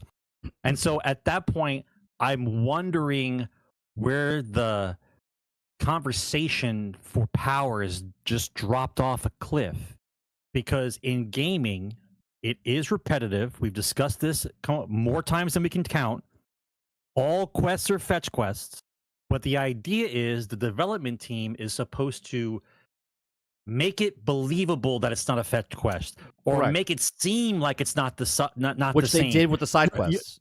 You try to, for lack of a better term, you're trying to trick the player into seeing the same thing over and over again, but different, even though it's the same. Like that's the trick. You fool me into believing I'm not doing the things that I think I know I am, but you make them so nuanced that it's believable. The difference that Starfield did was they made the side quests the main stories, and the main story is the fetch quests. Right? It was weird. Yeah, it's really strange the way they did it. We're gonna jump off that. We'll check that out May 15th when it comes out. I'll check out the update. The next thing I want to talk about is Alan Wake 2 still hasn't earned back its budget. Okay, so Alan Wake 2 still hasn't earned back its budget. Remedy has released the financials for the first quarter in 2024, and while the sales of Alan Wake 2 are strong, has yet to make back its budget, it seems. Now, obviously, games are over time, right? So take the biggest game to the smallest game. Obviously, like a movie, the first week is the big, like the day one, first week, first month are very important for video games, right? Just like a first weekend is really important for a movie. But games over time can get more people to buy it. Now, obviously, the price goes down a little bit unless they stick to it, the live service game or whatnot. Now, Alan Wake 2 does have DLCs and stuff coming out, so they are going to be adding more money to that. So right now, it is the fastest selling game, according to them. It says in the statement, Remedy says that Alan Wake 2, which sold 1.3 million copies at last count, thus making it the fastest selling Remedy game, has recouped its significantly part of the development and marketing expenses as of quarter 1, 2024, i.e. not entirely get their whole budget back. And I think they will make their money back. I think this story is kind of, it's just saying, like, as popular as this game is, right, in this day and age, in this 2024, this game did really well. It's the fastest selling. It's one of the most popular games Remedy Studios made, and it still it's having struggle problems of getting back to its budget. Just to kind of show that it doesn't matter what the persona of the public thinks if a game is successful or not successful. right? The only way we know if it's successful is they come out and tell us it's successful. Like the budget / what they made is, we don't know those numbers. Yeah, but that's part of the problem within the gaming sphere, especially with game journalists. The definition of words matter. If I tell you a game is successful, how am I defining successful, right? Did the game make its money back and profit well? My mind is made money back to pay for the game and enough money to warrant you're going to make another sequel. That's successful in my eyes. But in game journalists and everybody else in the chat and everybody else, all these arguments you guys have been having for like the last week, you guys keep moving the goalposts of what you believe successful is. You just said the game was the most in the series itself, the fastest selling game for them. Games, fastest for them, right? Which the is fastest great on fastest paper. to 1.3 million. We are talking about a positive spin on the game. It sold very quickly. It Correct. sold a ton of copies, but even though it sold a ton of games and really quick, it didn't make its money back. So yes, it did well for itself because it sold more than any other that the studio made. Great. But was it successful? The answer is, as of right now, currently, no. Right, currently, no. Yeah, Kingard says, Remedy's business model, release game, enjoy low but steady sales over time. Profits jump every time they announce a new game. Epic knew that when they were getting into the funding of the game. Microsoft wouldn't. Sure, but like, how long did it take to make this game, Kingard? You know more than I do, right? It took over 10 years, didn't it? Or close to it. It was like, it got delayed and pushed back, and they had a bunch of problems. But the way that Kingard describes it, though, to me is almost saying to yourself that, well, we made the game, we sell it, sure, and then we're hoping that people over time talk about it and it creates more sales. They are not relying on first weekend sales, first month sales, make or break and dump it and run. That doesn't seem to be their mindset. Their mindset is, we made a game, we released it, and we'll see how it goes. Like, started in most 2019. people used to release a game. Okay. Like most people used to release a game. We don't know how the game is going to do, right? We did the best we could. We tried to make it fun for as many people as we thought, and we release it and we see what happens. It's not a guaranteed victory. You're not guaranteed to make your money back, but you base where you're going to go from that game to the next based on how popular it is and how many people buy your game. That's how it used to be. Okay, so it was 2010 when the last game came out. That's where I get the 10 years from. So it's been 14 years since the last game. So it came out and started in 2019. Gotcha. They was gatekeeping the IP. Remedy purchased it from them in 2019 and started then. There you go. All right, so that's actually a pretty good time frame because they actually started during the pandemic. So they actually, maybe they didn't actually put in a full four years time with the budget. So look, I think they'll make their money back because they have DLCs coming out for it, if I'm not mistaken. So it's just like, it's not successful now. It's not immediate, right? Which I don't think. Right. I don't think a lot of games are immediate, right? I mean, obviously, we hear more about the games that are immediate. Sort of like when you hear about an actor or an actress, all of a sudden they blew up overnight. Even though when you look at their career, they were in like 54 movies before we knew about them. You know what I mean? Like they put their time in. You know what I'm saying? So there's a lot of games out there that we don't hear about, but you hear about the Helldivers. You hear about the, what's another one? Grounded or whatever. There's always been, before streaming, there's always been the online presence that I'm in chat rooms and Reddit, excuse me. You're in chat rooms discussing games with your friends, water cooler talk, school talk, online chats, multiplayer games. When you're playing a multiplayer game, you're talking about other games that you've played with other people. So a game that comes out might not do really well right away until word of mouth starts to spread. With the advent of streaming, if you have a streamer that you watch and has got 20,000, 100,000 people who watch this guy, and he decides this genre of game he likes to play and he advertises it, right? Gaming developers have an entire different model of advertisement now that they don't even pay for, right? That they don't even pay for. Like, millions of people are watching our game be played by someone they'd like to watch, and they like those kind of games, so they're going to put our game in the best light possible, and they didn't pay them anything, right? Yeah, that's a bonus, right? That's today's world. So even though they say the game's not doing well, or the games that it's definitely doing better than it would have did in the past when nobody was talking about games immediately day one online. I think a lot of games. I think a lot of games struggle more now because there's more gamers, sure, but there's also more games, right? There's more gamers, but there's also more games, and we all have the same amount of time in the day, right? So it's really hard to, if a game hooks you, right? Like I'm playing Fallout 76 right now. I'm only playing Fallout 76. So that's a lot of games that I'm not touching because I'm only playing that one game. And this is what all the game companies are fighting for. This is what Fortnite is doing. This is what Call of Duty is doing. You'll see why I'm saying this, because the next story, right? Call of Duty, okay, is updating. Call of Duty data miners unearth evidence of Fallout, Gundam, and Crow crossovers for Modern Warfare 3 and Season 4, right? So they constantly update the game. Division. We go back to Division, play it that one night, we played it for 4 hours, right? We go back to Starfield, you play that for 4 hours. You go back to this game, you play it for 4 hours.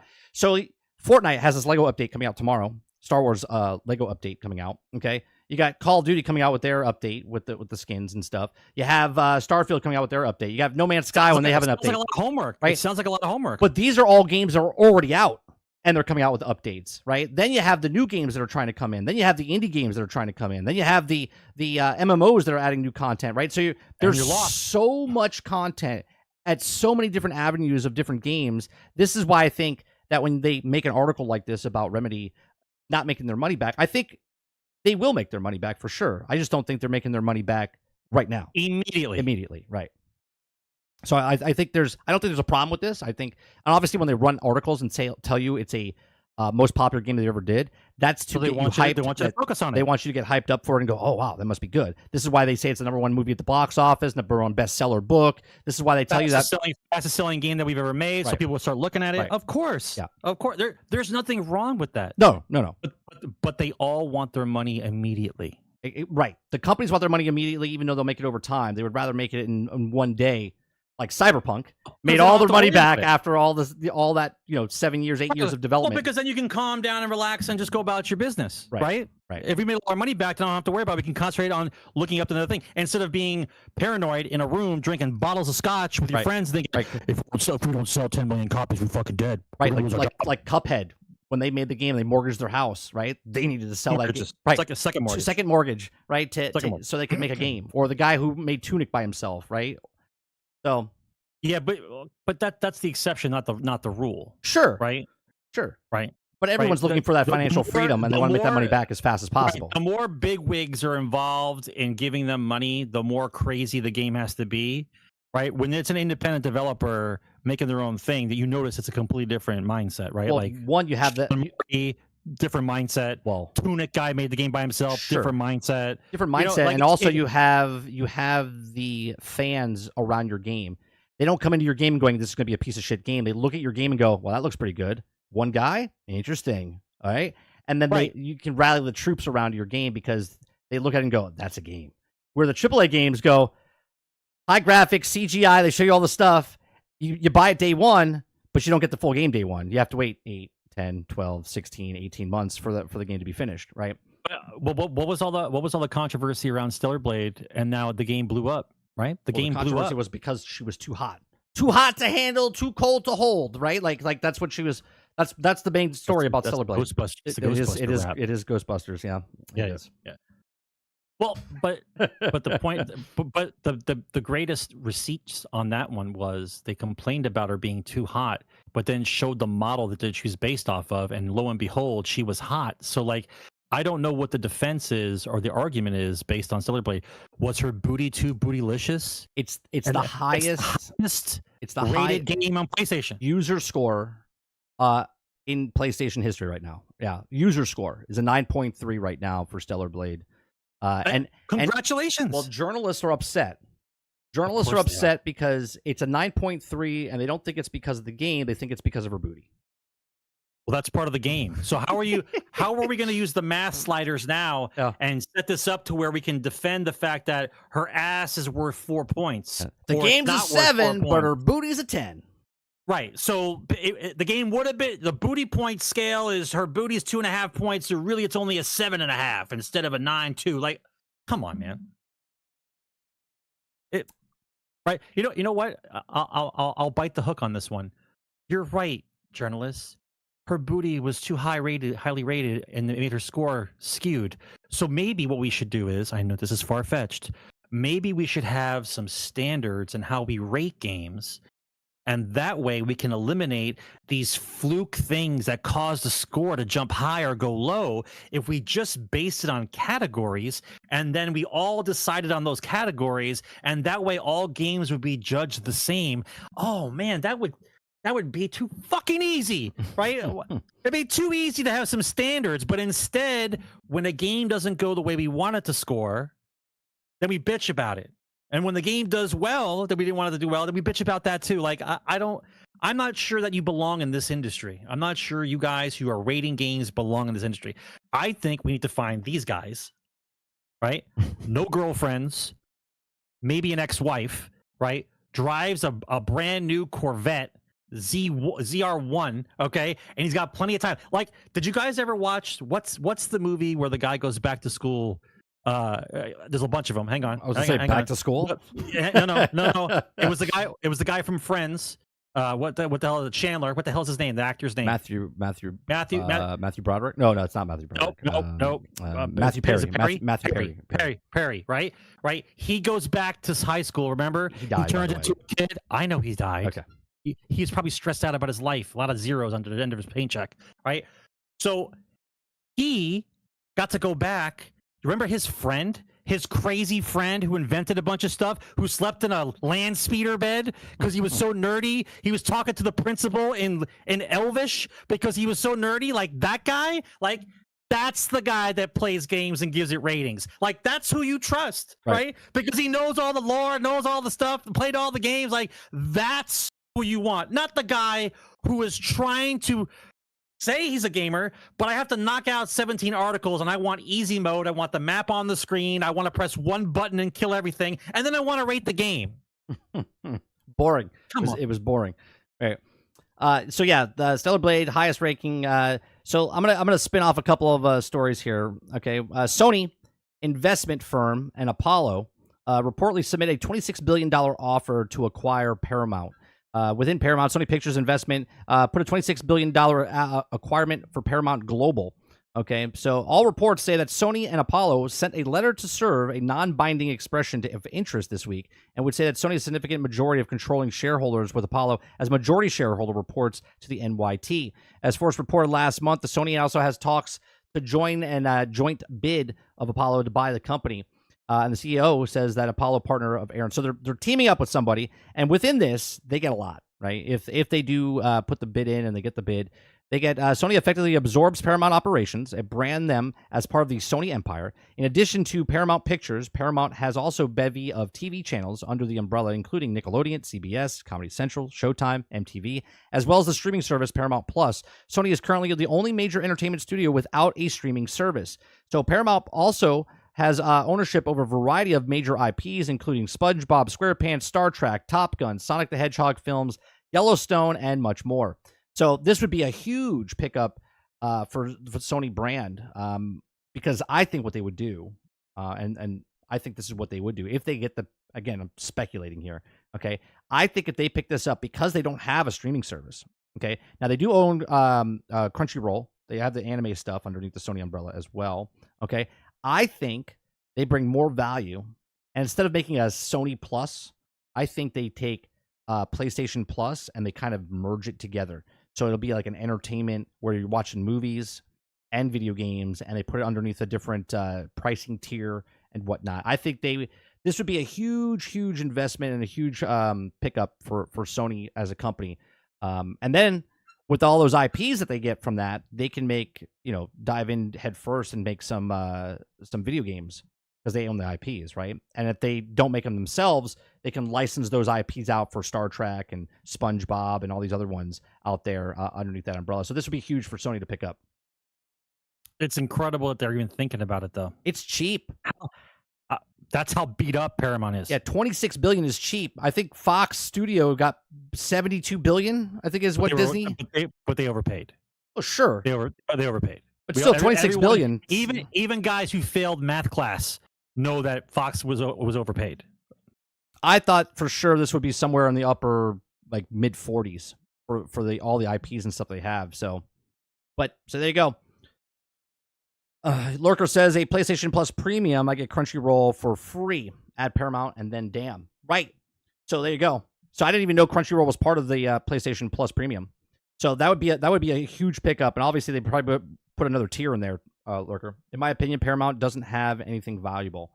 I mean, that's because they destroyed their own IP. Well, they have right? Sonic the Hedgehog, right?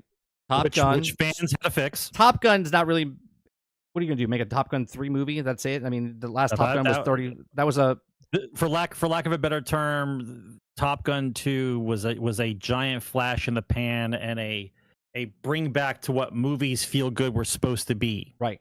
Right. You got Star Trek. Star Trek's a huge. You can't cookie cutter Top Gun. It can't be like Iron Eagle.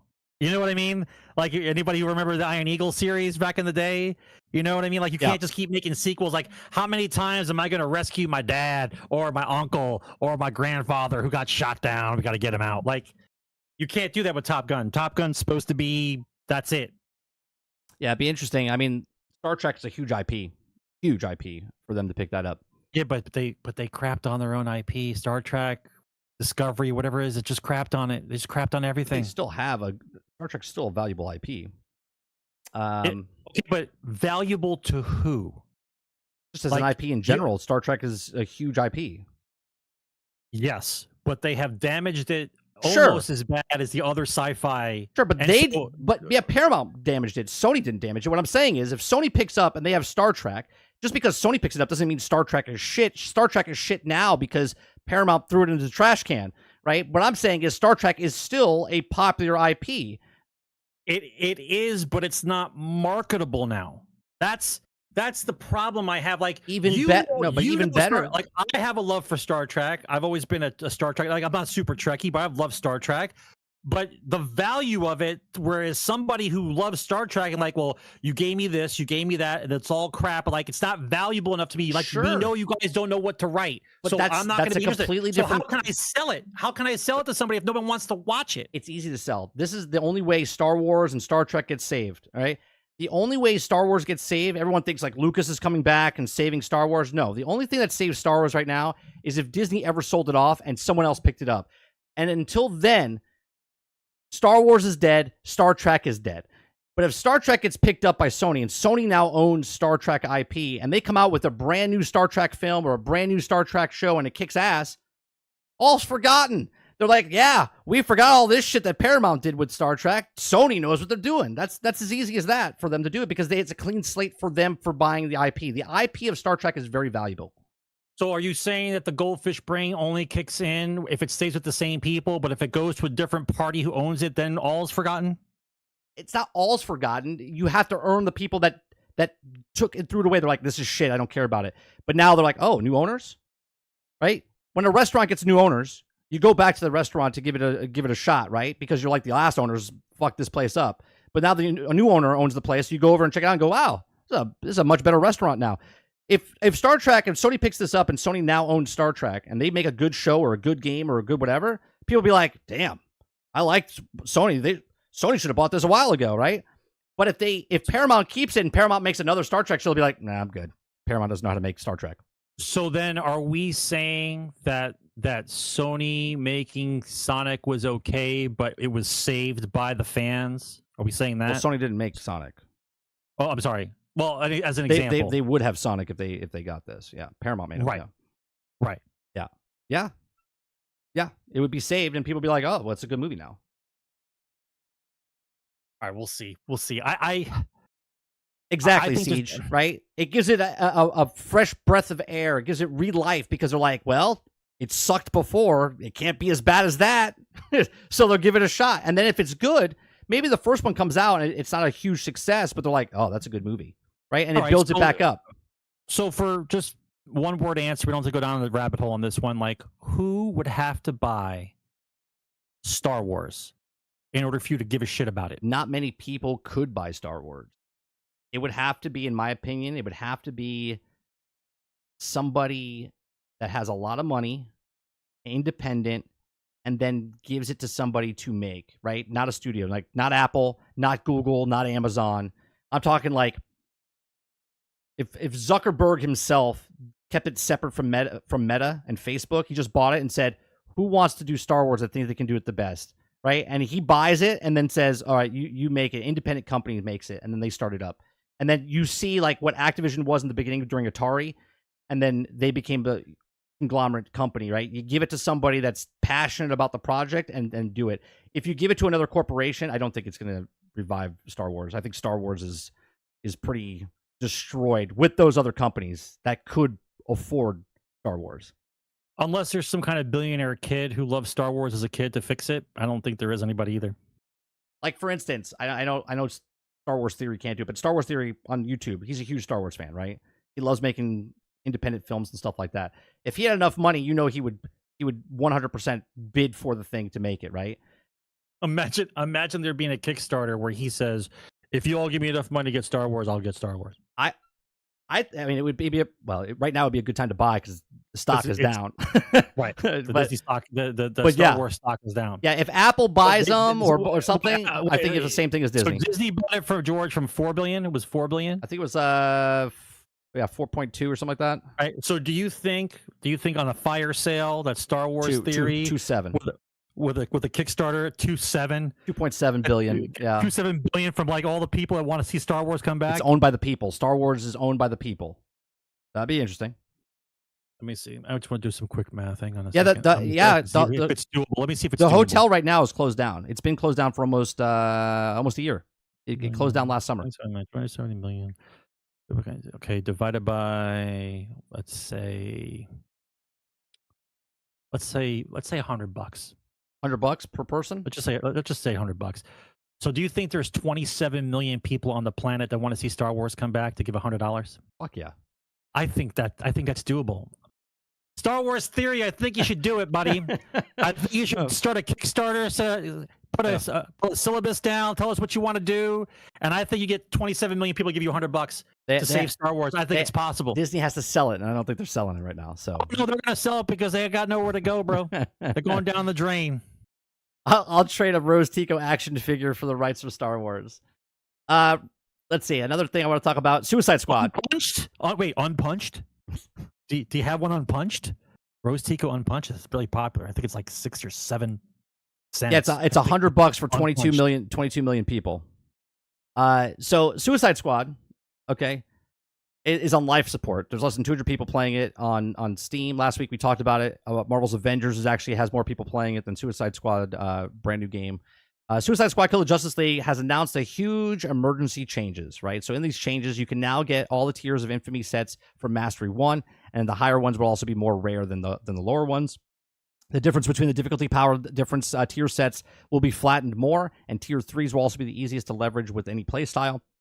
There's also be 4 new master grades, different levels of power for these weapons, and will increase the higher mastery levels. They can also now craft mastery versions of these weapons. And then corrupt items are sorted like Diablo-style ancient items that are also super rare. Notorious drops with incredibly high stats. An example given is the standard version of the Red Hot Grenade does like 50% damage to each enemy and then burns for 200%, while the Mastery one, or the Notorious one, I should say, the grenade buff is 200% normal and goes up to 1,000% more damage. So basically, Rocksteady's like, no one's playing our game. We got to do some astronomically fun things to do in the game, so let's just put everything in there, make them create master. I like Bungie. Exactly, right? So you can also you will now be able to break down items that you don't want from the mission complete screen instead of putting them in your inventory and then going back to the thing to do it. Mutators are no longer built restricted annoyances. Changes around them to be gameplay bonuses to help players instead of encouraging more diverse play styles. There's also more incursion mechanics during missions. Examples given to incursions that are burning enemies take double the damage. Good for characters like Joker, and the crits deal 150% more damage on certain builds. You'll also be able to craft legendary items now from previous episodes of the game. So every time a new episode comes out, you can, get the plans and stuff for the last guns. There's also 3 more invasion difficulty levels for Metropolis open world itself. Look, they can make all these changes. These are quality of life changes that they needed to make to get people to come back. But most people are not coming back because there's nothing to do. It's the same mistakes that every other game that I was afraid of. They started off so well with the upside down triangle, But then everything in the upside down triangle is the exact same thing with a different name, right? Go protect this plant, go protect this bus, go protect this person, right? It's the exact same things across the boards, and then they don't add any more villains. It's the same villains, right? It's Brainiac as Green Lantern, Brainiac as Superman. Are you ready to fight Superman again?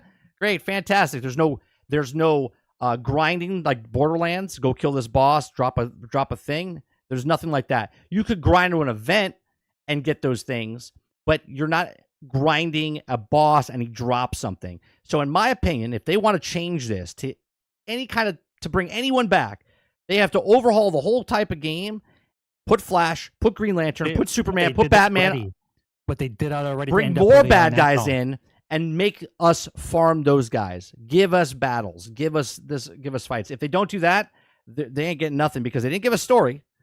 So as episode 2 comes out next week, okay, season 1, episode 2. If there's no story again, we're in the division category here, right? You do it week by week, and then you're waiting for that cut scene or the story plot, and you're like, well, that was like a wet towel on the ground. Like nothing. I'm starting to think about this Kickstarter thing to save Star Wars, bro. How to save what? Star Wars? I still sticking in my head. Oh, that you want to do a Kickstarter? 27 million people. We put on the title page that to bring Star Wars back, we're just going to call Timothy Zahn. We're going to do the Heir to the Empire series, and we're going to get such and such director to do it, such and such composer to do it. We're going to save Star Wars. I think it's doable. Well, no, the money would be just to buy it from Disney. Then you would have to raise more money to make the actual stuff. No, that's easy. 27 million. We do 105 or 110. Plenty of money to make a movie. Plenty of movie. You have enough to buy them out and the money to movie. Plenty. I don't know. I mean, that would be a fantastic thing. Not going to happen. All right, so Suicide Squad is on the outs. I still think they're going to release stuff. They're still going to go through the motion. They're still going to release each season up to season 5. You have to. But right? You're talking about like they have a choice. You have to. Yeah. You have to. Just like we talked about Alan Wake, the long game. Suicide Squad's playing the long game. They're looking to keep it out as long as possible to make it better, to get people coming in at $30, sell a microtransaction for $10. Okay? They're playing the long game to try to recoup as much money as possible for that. A game that's actually successful, Helldivers 2. Okay, Helldivers 2 is already one of PlayStation's all-time bestsellers, and it's thanks to the PC version. Helldivers 2 has made launch 2 months ago, and it already became Sony's 7th highest revenue game, and Steam is partly to thank. Okay, on May 1st, video game analyst Matt Piscatella shared interesting highlights of the customer company.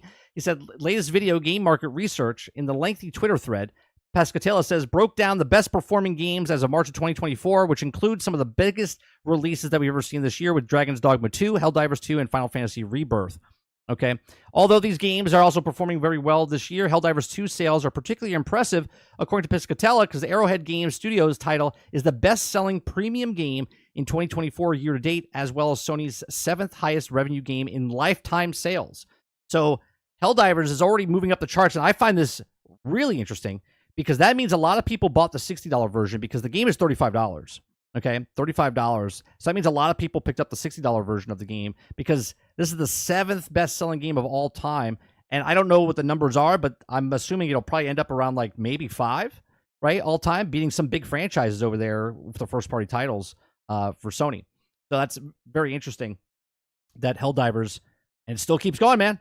That I'm telling you, it's such a unique game in what they're doing because each week they do a little update, right? So a couple of weeks ago, they added that. I talked about the big pesticide things they talked about, where you activated it and it spread like this poison on top of the guys. And I said that's just mutating them. Well, here we are, just a couple of weeks later. That's exactly what it did. It killed 99.6% of them, but some of them got mutated, and now they're birthing and spreading 99% faster. So now the entire planet is covered in 10 times more of the bugs than they were before, right? And I think this is genius on how they're making and changing these things because no roadmap. It's just interactive gaming experience, choose your own adventure type of stuff. And I think what they're doing is like nobody else can do what they do because now they would just be copying what they've done. Do you see what I'm saying? Like, Oh, but that's coming. oh, it's coming. But their game is specifically doing well because it's a generic game. You can't think about this. I said this on my stream. Think about Star Wars if they did the exact same type of game as Helldivers right now. And they did the exact same type of thing where they're like, oh, the Empire's moving in and you got to fight them back. You already know the story of Star Wars, right? You already know the story of Star Wars. You don't know the story of Helldivers, right? It's a brand new slate. It's a new IP for most people, even though they had Helldivers 1. And they can tell a story that they want to tell that's not been told before, where you already know the story of Star Wars. So, you know what I mean? So it's a clean slate for them, and I think it's genius for what they do. Now, you guys bring up the war bonds. I do think they have a problem coming up because the war bonds are coming in so fast, and there's so much stuff doing it. I think a lot of the players are going to be like, there's too much. I don't know what to do anymore. And I think what they're going to do is to start to package them together. I forget who told me they did this in the first one where they sold the packs in the first game of Helldivers. I think they'll do that now, and they might get some pushback with that as far as, well, they made it so hard and so much stuff came out so much, like we couldn't focus. Now you want me to pay $20 for that. I think that's coming. Let's look back at this like October, November time where you have so many war bond packages out there. If what they do to kind of like fix that problem, because the content's great. Like the war bonds that they're putting in the game is fantastic, but there's just we're talking 7 months from now. There's going to be like 12 different war bond packages, and you're going to have to no life this game to try to earn the stuff that you want to get, right? So we'll see how that works out for them in the long run. Talk about Hasbro.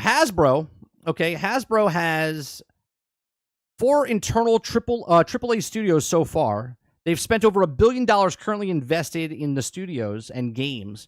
They have 4 games in the works right now. They have sci-fi RPG Exodus. They have Snake Eyes GI Joe game. They have Dungeons and Dragons game, and they have a horror game.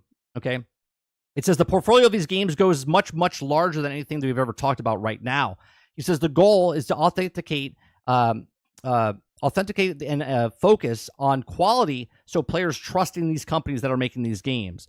Hasbro has a very deliberate plan to give their teams the time to get the games right. Now, we've heard this before from other studios, so hopefully they do what they're saying. Everything going to stay in the oven as long as it needs to, they say. And leadership for Atomic Arcade worked on Batman Arkham Asylum's, looking at the Snake Eyes game to do that to the character, something similar to what Arkham games did with Batman. Okay. I'm a little worried about the Snake Eyes game, right? I like GI Joe. It was my childhood. Snake Eyes doesn't talk. I think it's a bold move to have Snake Eyes as a lead character in a game. Obviously, he's a ninja. He's badass. Okay. But you said something when we were playing Division. How do you think they would do this, Sarge? You want to explain what you think they're going to do for Snake Eyes? Oh, that's easy. They make Snake Eyes a woman and she talks. That would be Hasbro's version of Snake Eyes movie. It would be a female ninja who speaks. What was your other awesome? What was your other thing that you said? You said was there another one? Yes, you said you said inner monologue. Oh, right.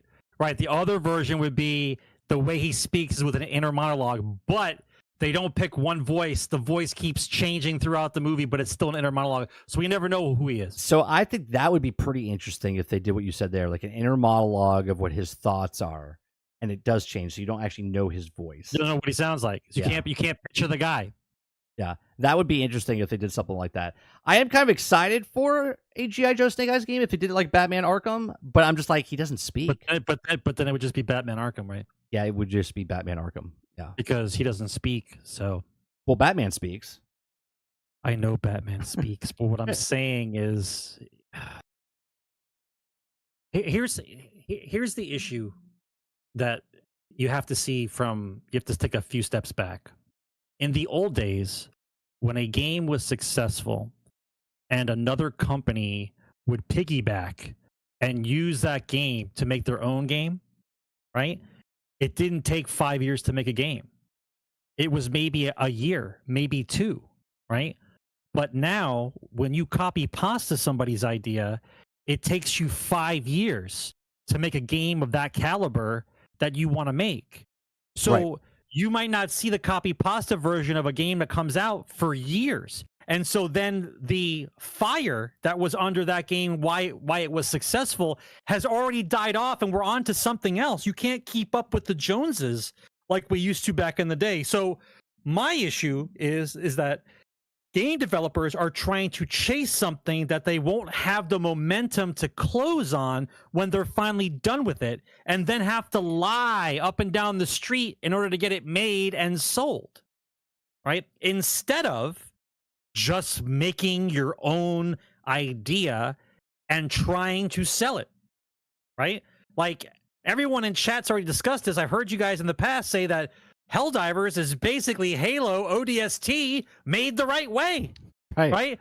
That's if 343 would just take the Halo thing and put it into fucking Halo, you'd be all right. I mean, take the Helldivers into Halo. Right. They don't have to make the whole game. They could just do it now. Save your game. Hell, you can make ODST the right way. You can actually make a GI Joe game the same way. You take Helldivers as GI Joe, and you just have an onslaught of Cobra taking over the country, and then you're fighting them back. Listen, I have single-handedly, we have single-handedly saved 4 or 5 IPs in the gaming market with our ideas, and they don't want them. Like, if you haven't watched GI Joe when you're a kid, I own the whole series. I had to buy it when I was older. I bought the entire series on DVD, right? If you watch the original, I think it's the first month of GI Joe, it was always about the mass device, right? Where they have to go hunt for special resources, and then the mass device does, I can teleport whatever I want into your base and kill everybody, terrorist organization thing. And then the other one a few months later was the Weather Dominator, right? And Dustro was all about the Weather Dominator, same type of premise. If you just made a Battlefield game with that as the storyline, you save Battlefield. It's no brainer, right? We're on a mission. We're on a map. We have to go get this resource and bring it back to. It's basically like capture the flag. Yeah. Right. And it's not just one flag. It's like you have to bring back like 10 flags, and whoever gets the 10 flags first would win. And then there'd be a big scorecard marked win, and the first 1 to 3 wins. Real quick, Dupless, I just looked it up. ODST came out in 2009. Helldivers came out in 2015. So ODST is older than Helldivers, at least from the game perspective. Rebsy, are you serious? Redfall came out a year ago? Off topic. It may in May, meaning it's been 1 year since Redfall released. Did it come out this early in May? I guess it did. Yeah. Are you serious? It's been a year? Yeah, it's been 1 year since Redfall came out. I have aged a year since Redfall? That's right. So let me continue on. I have a couple more stories. Diablo 4 Season 4 Loot Reborn will change almost everything you know about action RPG. So Diablo 4 is actually releasing now. It just came out of early access or beta. That's all I'm going to say. It comes out next week, May 14th, or 2 weeks from now, May 14th. You got a lot of stuff coming out. You got Starfield's update May 15th. You got Diablo coming out May 14th. You have the Fortnite update coming out tomorrow. There's another update that's happening. Lots of games are all updating next week around May 14th, 15th, 16th type of stuff. So, chat, is anyone going back to Diablo 4 now that they're actually making the game 1.0 release? You guys can say yes. I'm not going to be mad at you. I might go check it. I might go check it out, just not in May. I know you want to play it. You're just having difficulty admitting you want to play it. Dupla says no. This guy. Clip says yes. Okay. Look, you guys know where I stand with this stuff. I said it last year. I said Diablo 4 would be a better game 12 months from now. And here it is. It is a better game. But we'll see if it's actually more complete or complete. Right? It changes everything you know about the action RPG. No, really. It's this time. We weren't kidding. Right. Okie dokie. What I tell you about the sarcasm thing, Lurker? Type it correctly. Okie dokie. Correctly. We discussed this earlier on. As a matter of fact, we're gonna have a poll before we leave tonight, Mike. We're gonna have a poll on which version of the sarcasm do we want? Do we want the little S in parentheses? Do we want the TWS in parentheses? Or do we want the little? They just put brackets. Little brackets. Brackets. Yeah, we're gonna put a poll. Just put up brackets. That's it right there. Yeah. Yeah. I like that one. That one's easy. Sarcasm right there. Or maybe I make a new emote. You know what? This is what we'll do. Instead of brackets, okay, you put Sarge's thumbs up at the end of it, right? Oh, don't abuse my emoji. What do we got? We got something. I can make another emote. What do we got? You have to make another emote of this for sarcasm. How are you gonna do an emote for sarcasm? Well, my little thumbs up is sarcasm. I can replace some of the Suicide Squad emotes that we have. Oh, that's a good idea. Yeah, we won't use Sarge's. I'll make a different one up for sarcasm. It'll be like the Kappa for our channel. Okay, it'll be a Kappa for our channel. Yeah. Let's see. 2 more stories. Bungie to release a $300 Destiny textbook to help new players understand what the hell is happening. Okay, this is real, Sarge. Okay. Bungie is releasing a $300 textbook. As Destiny 2 has gotten bigger and the story is more sprawling, it's become harder for new players to keep up. Reports on the scenes confirm that about the change, the Bungie announced they're releasing a $300 Destiny textbook to help new players understand what's going on. It says, quote, "We understand that the onboarding experience for new players isn't what it should be. That's because you made it a problem. So now you're selling the solution. Okay, if you're just jumping into the game now, you'll have to miss countless seasons of storytelling, as well as the expansion we removed. It's like we're trying to understand all of the Star Wars by starting in the middle of Rise of Skywalker," said the game director, Joe Blackburn. Okay, well, first of all, if you ever start in the middle of The Last Jedi, you just don't. Don't start at 9, okay? Continues on, this textbook includes an in-depth synopsis of the entire story since the beginning of Destiny, as well as an additional lore, explained Blackburn. By reading this textbook, new players will no longer be confused. You know what I would do, Sarge? I would buy this book. I would buy this book and then read every single page of it on air so that nobody else needs to buy the book. Okay, I don't think you could do that, though, by the terms of service. I'm not sure you could do that. I would have to ad-lib a little bit.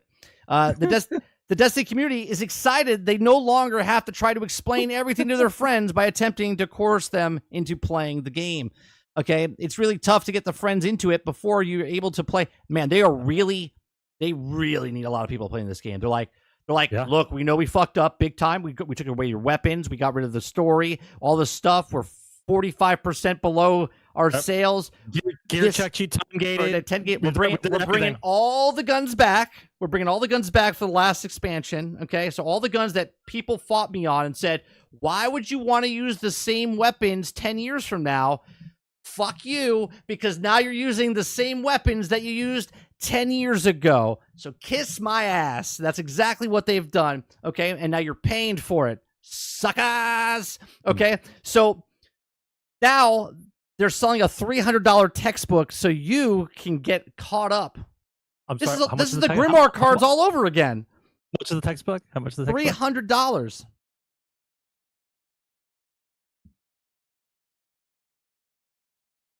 I don't care when the article is, Classic.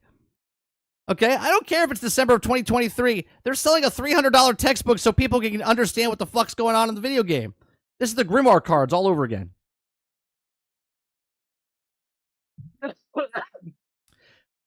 They suddenly have the rooms for all this content. I can't.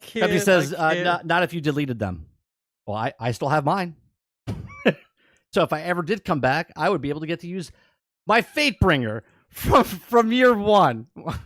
Well, technically not. It would be a different gun on Destiny 2. I can't. It's just the level of retardation of what you're trying to sell me is just incredible. Where's Dolphin? Dolphin, you have to buy this so you can put your tower on it. You got to buy this so you can put your tower on top of the textbook. Okay. Yeah, that's true. You have to buy the textbook, bro. Man. If you bought the tower, you've got to buy this textbook. You got to buy the textbook. Yeah. You got to buy the textbook. We got one other story, and then I got 2 little things to say. Okay, so Xbox Showcase coming out June 9th. There's rumors right now that new Gears of War is going to be shown, Gears of War 6. Okay, they got Starfield Shattered Space that they're going to show. There's going to be Call of Duty Black Ops Gulf War is what's coming out in late October. And they say there's another event after that, which is going to be Call of Duty. Microsoft Flight Simulator 2024, supposedly coming out of November 2024. Avowed is supposed to come out in November 2024 as well. And then Indiana Jones, The Great Circle is coming out in December of 2024. So that's what's slated. That's what's leaked right now. We'll see what happens when June 9th comes around. So we're a little over a month away to find out what exactly is happening with the Xbox Game Showcase. That's on Sunday, June 9th. I will be covering it. I don't know if Sarge will be able to join me, but we'll cover it live when it goes at 10 a.m. Pacific, which is 1 p.m. Eastern on Sunday. So other than that, last week, Sarge, we talked about robot dogs and robot planes. This week, we have robot cars. Okay, we have robot cars. We have F1, Formula One, had a competition where they took 4 autonomous cars and they competed against actual humans and themselves as well. The good news is humans won. Okay, for now. Yeah, for now. By a big margin, right? But the cool part is they had 4 autonomous cars race around a racetrack with no drivers, and they have all these like cameras and antennas on it. You can see it here. They have multiple antennas. They have sensors and cameras. There are still problems with it. Like one car spun around, and then they had to stop the race, and then they restarted it, and then they did an actual race. So pretty interesting. Obviously, this is the first attempts of this type of stuff. But think about this now. How many more people could you put on a racetrack and advertisements on cars that are being drove by robots? Okay, or by autonomous, cars instead of putting, cars in there. Then you can up the speed, right? Then you can make them faster and more, more exciting when you're watching these things. So I think that's pretty cool. And then the last thing is an autonomous tank. Okay, a tank with nobody in it. Now, obviously, this doesn't have a gun on it because they're just testing it. Not yet. Not yet, right? But this thing goes about 25 miles an hour. It's an autonomous RC car, basically. It's a giant tank. It's autonomous now. It's got green lights on it, and when it takes over, it turns red. No, I'm just kidding. It's straight out of GI Joe, bro. It does. It does look like the Cobra tank, does it not? All it needs is the guns on top. It's a hiss. Yeah. Can you imagine? It's the same chassis as a hiss. This is exactly what they pitched it. They're like, I want to make this. That's a GI Joe hiss. That's correct. I want that in real life. Okay. Yeah. Dun dun dun dun dun dun dun dun dun dun. Right. What could go wrong?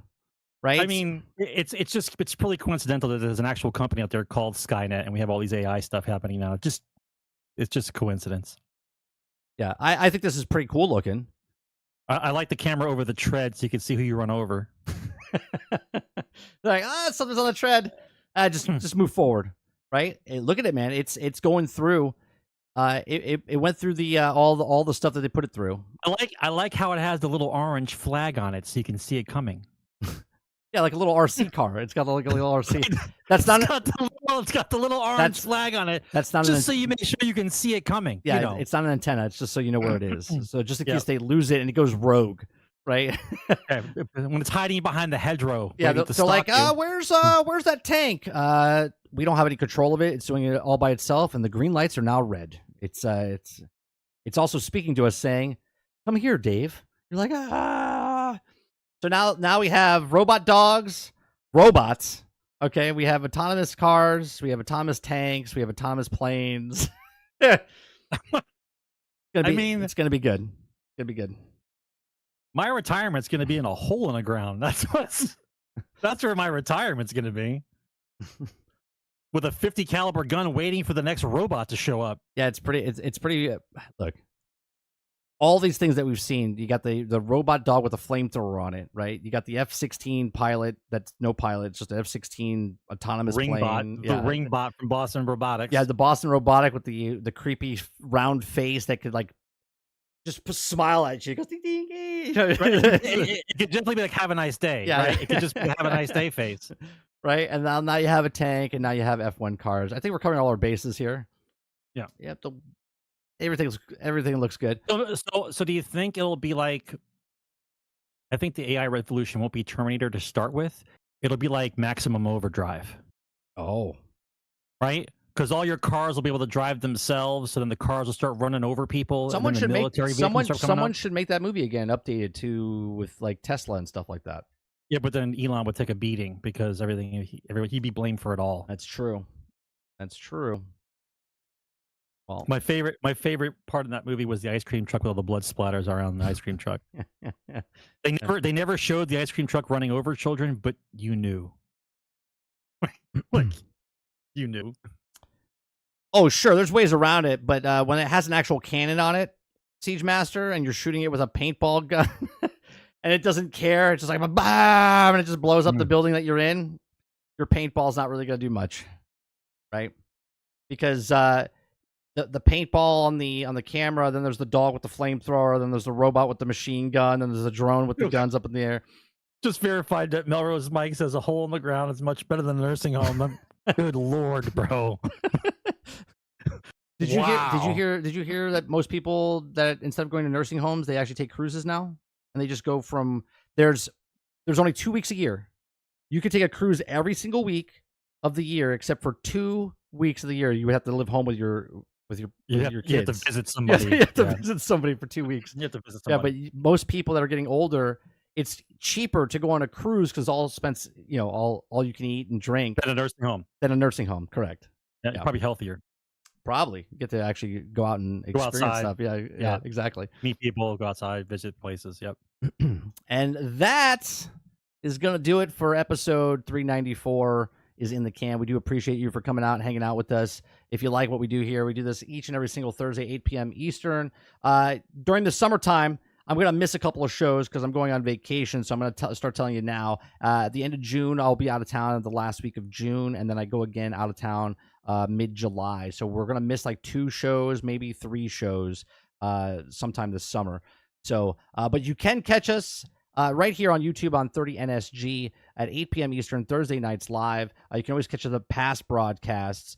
You can listen to us on iTunes, Google Play, Spotify, Anchor.fm. You can also listen to us on YouTube Music.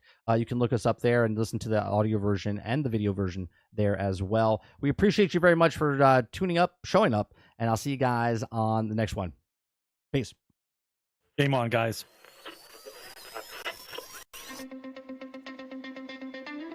They're two brothers and gamers that have been playing games since the early 1980s. Combined, they have over 65 years experience. Join them each week as they discuss and rant about gaming and entertainment news. This is Generation X Gaming.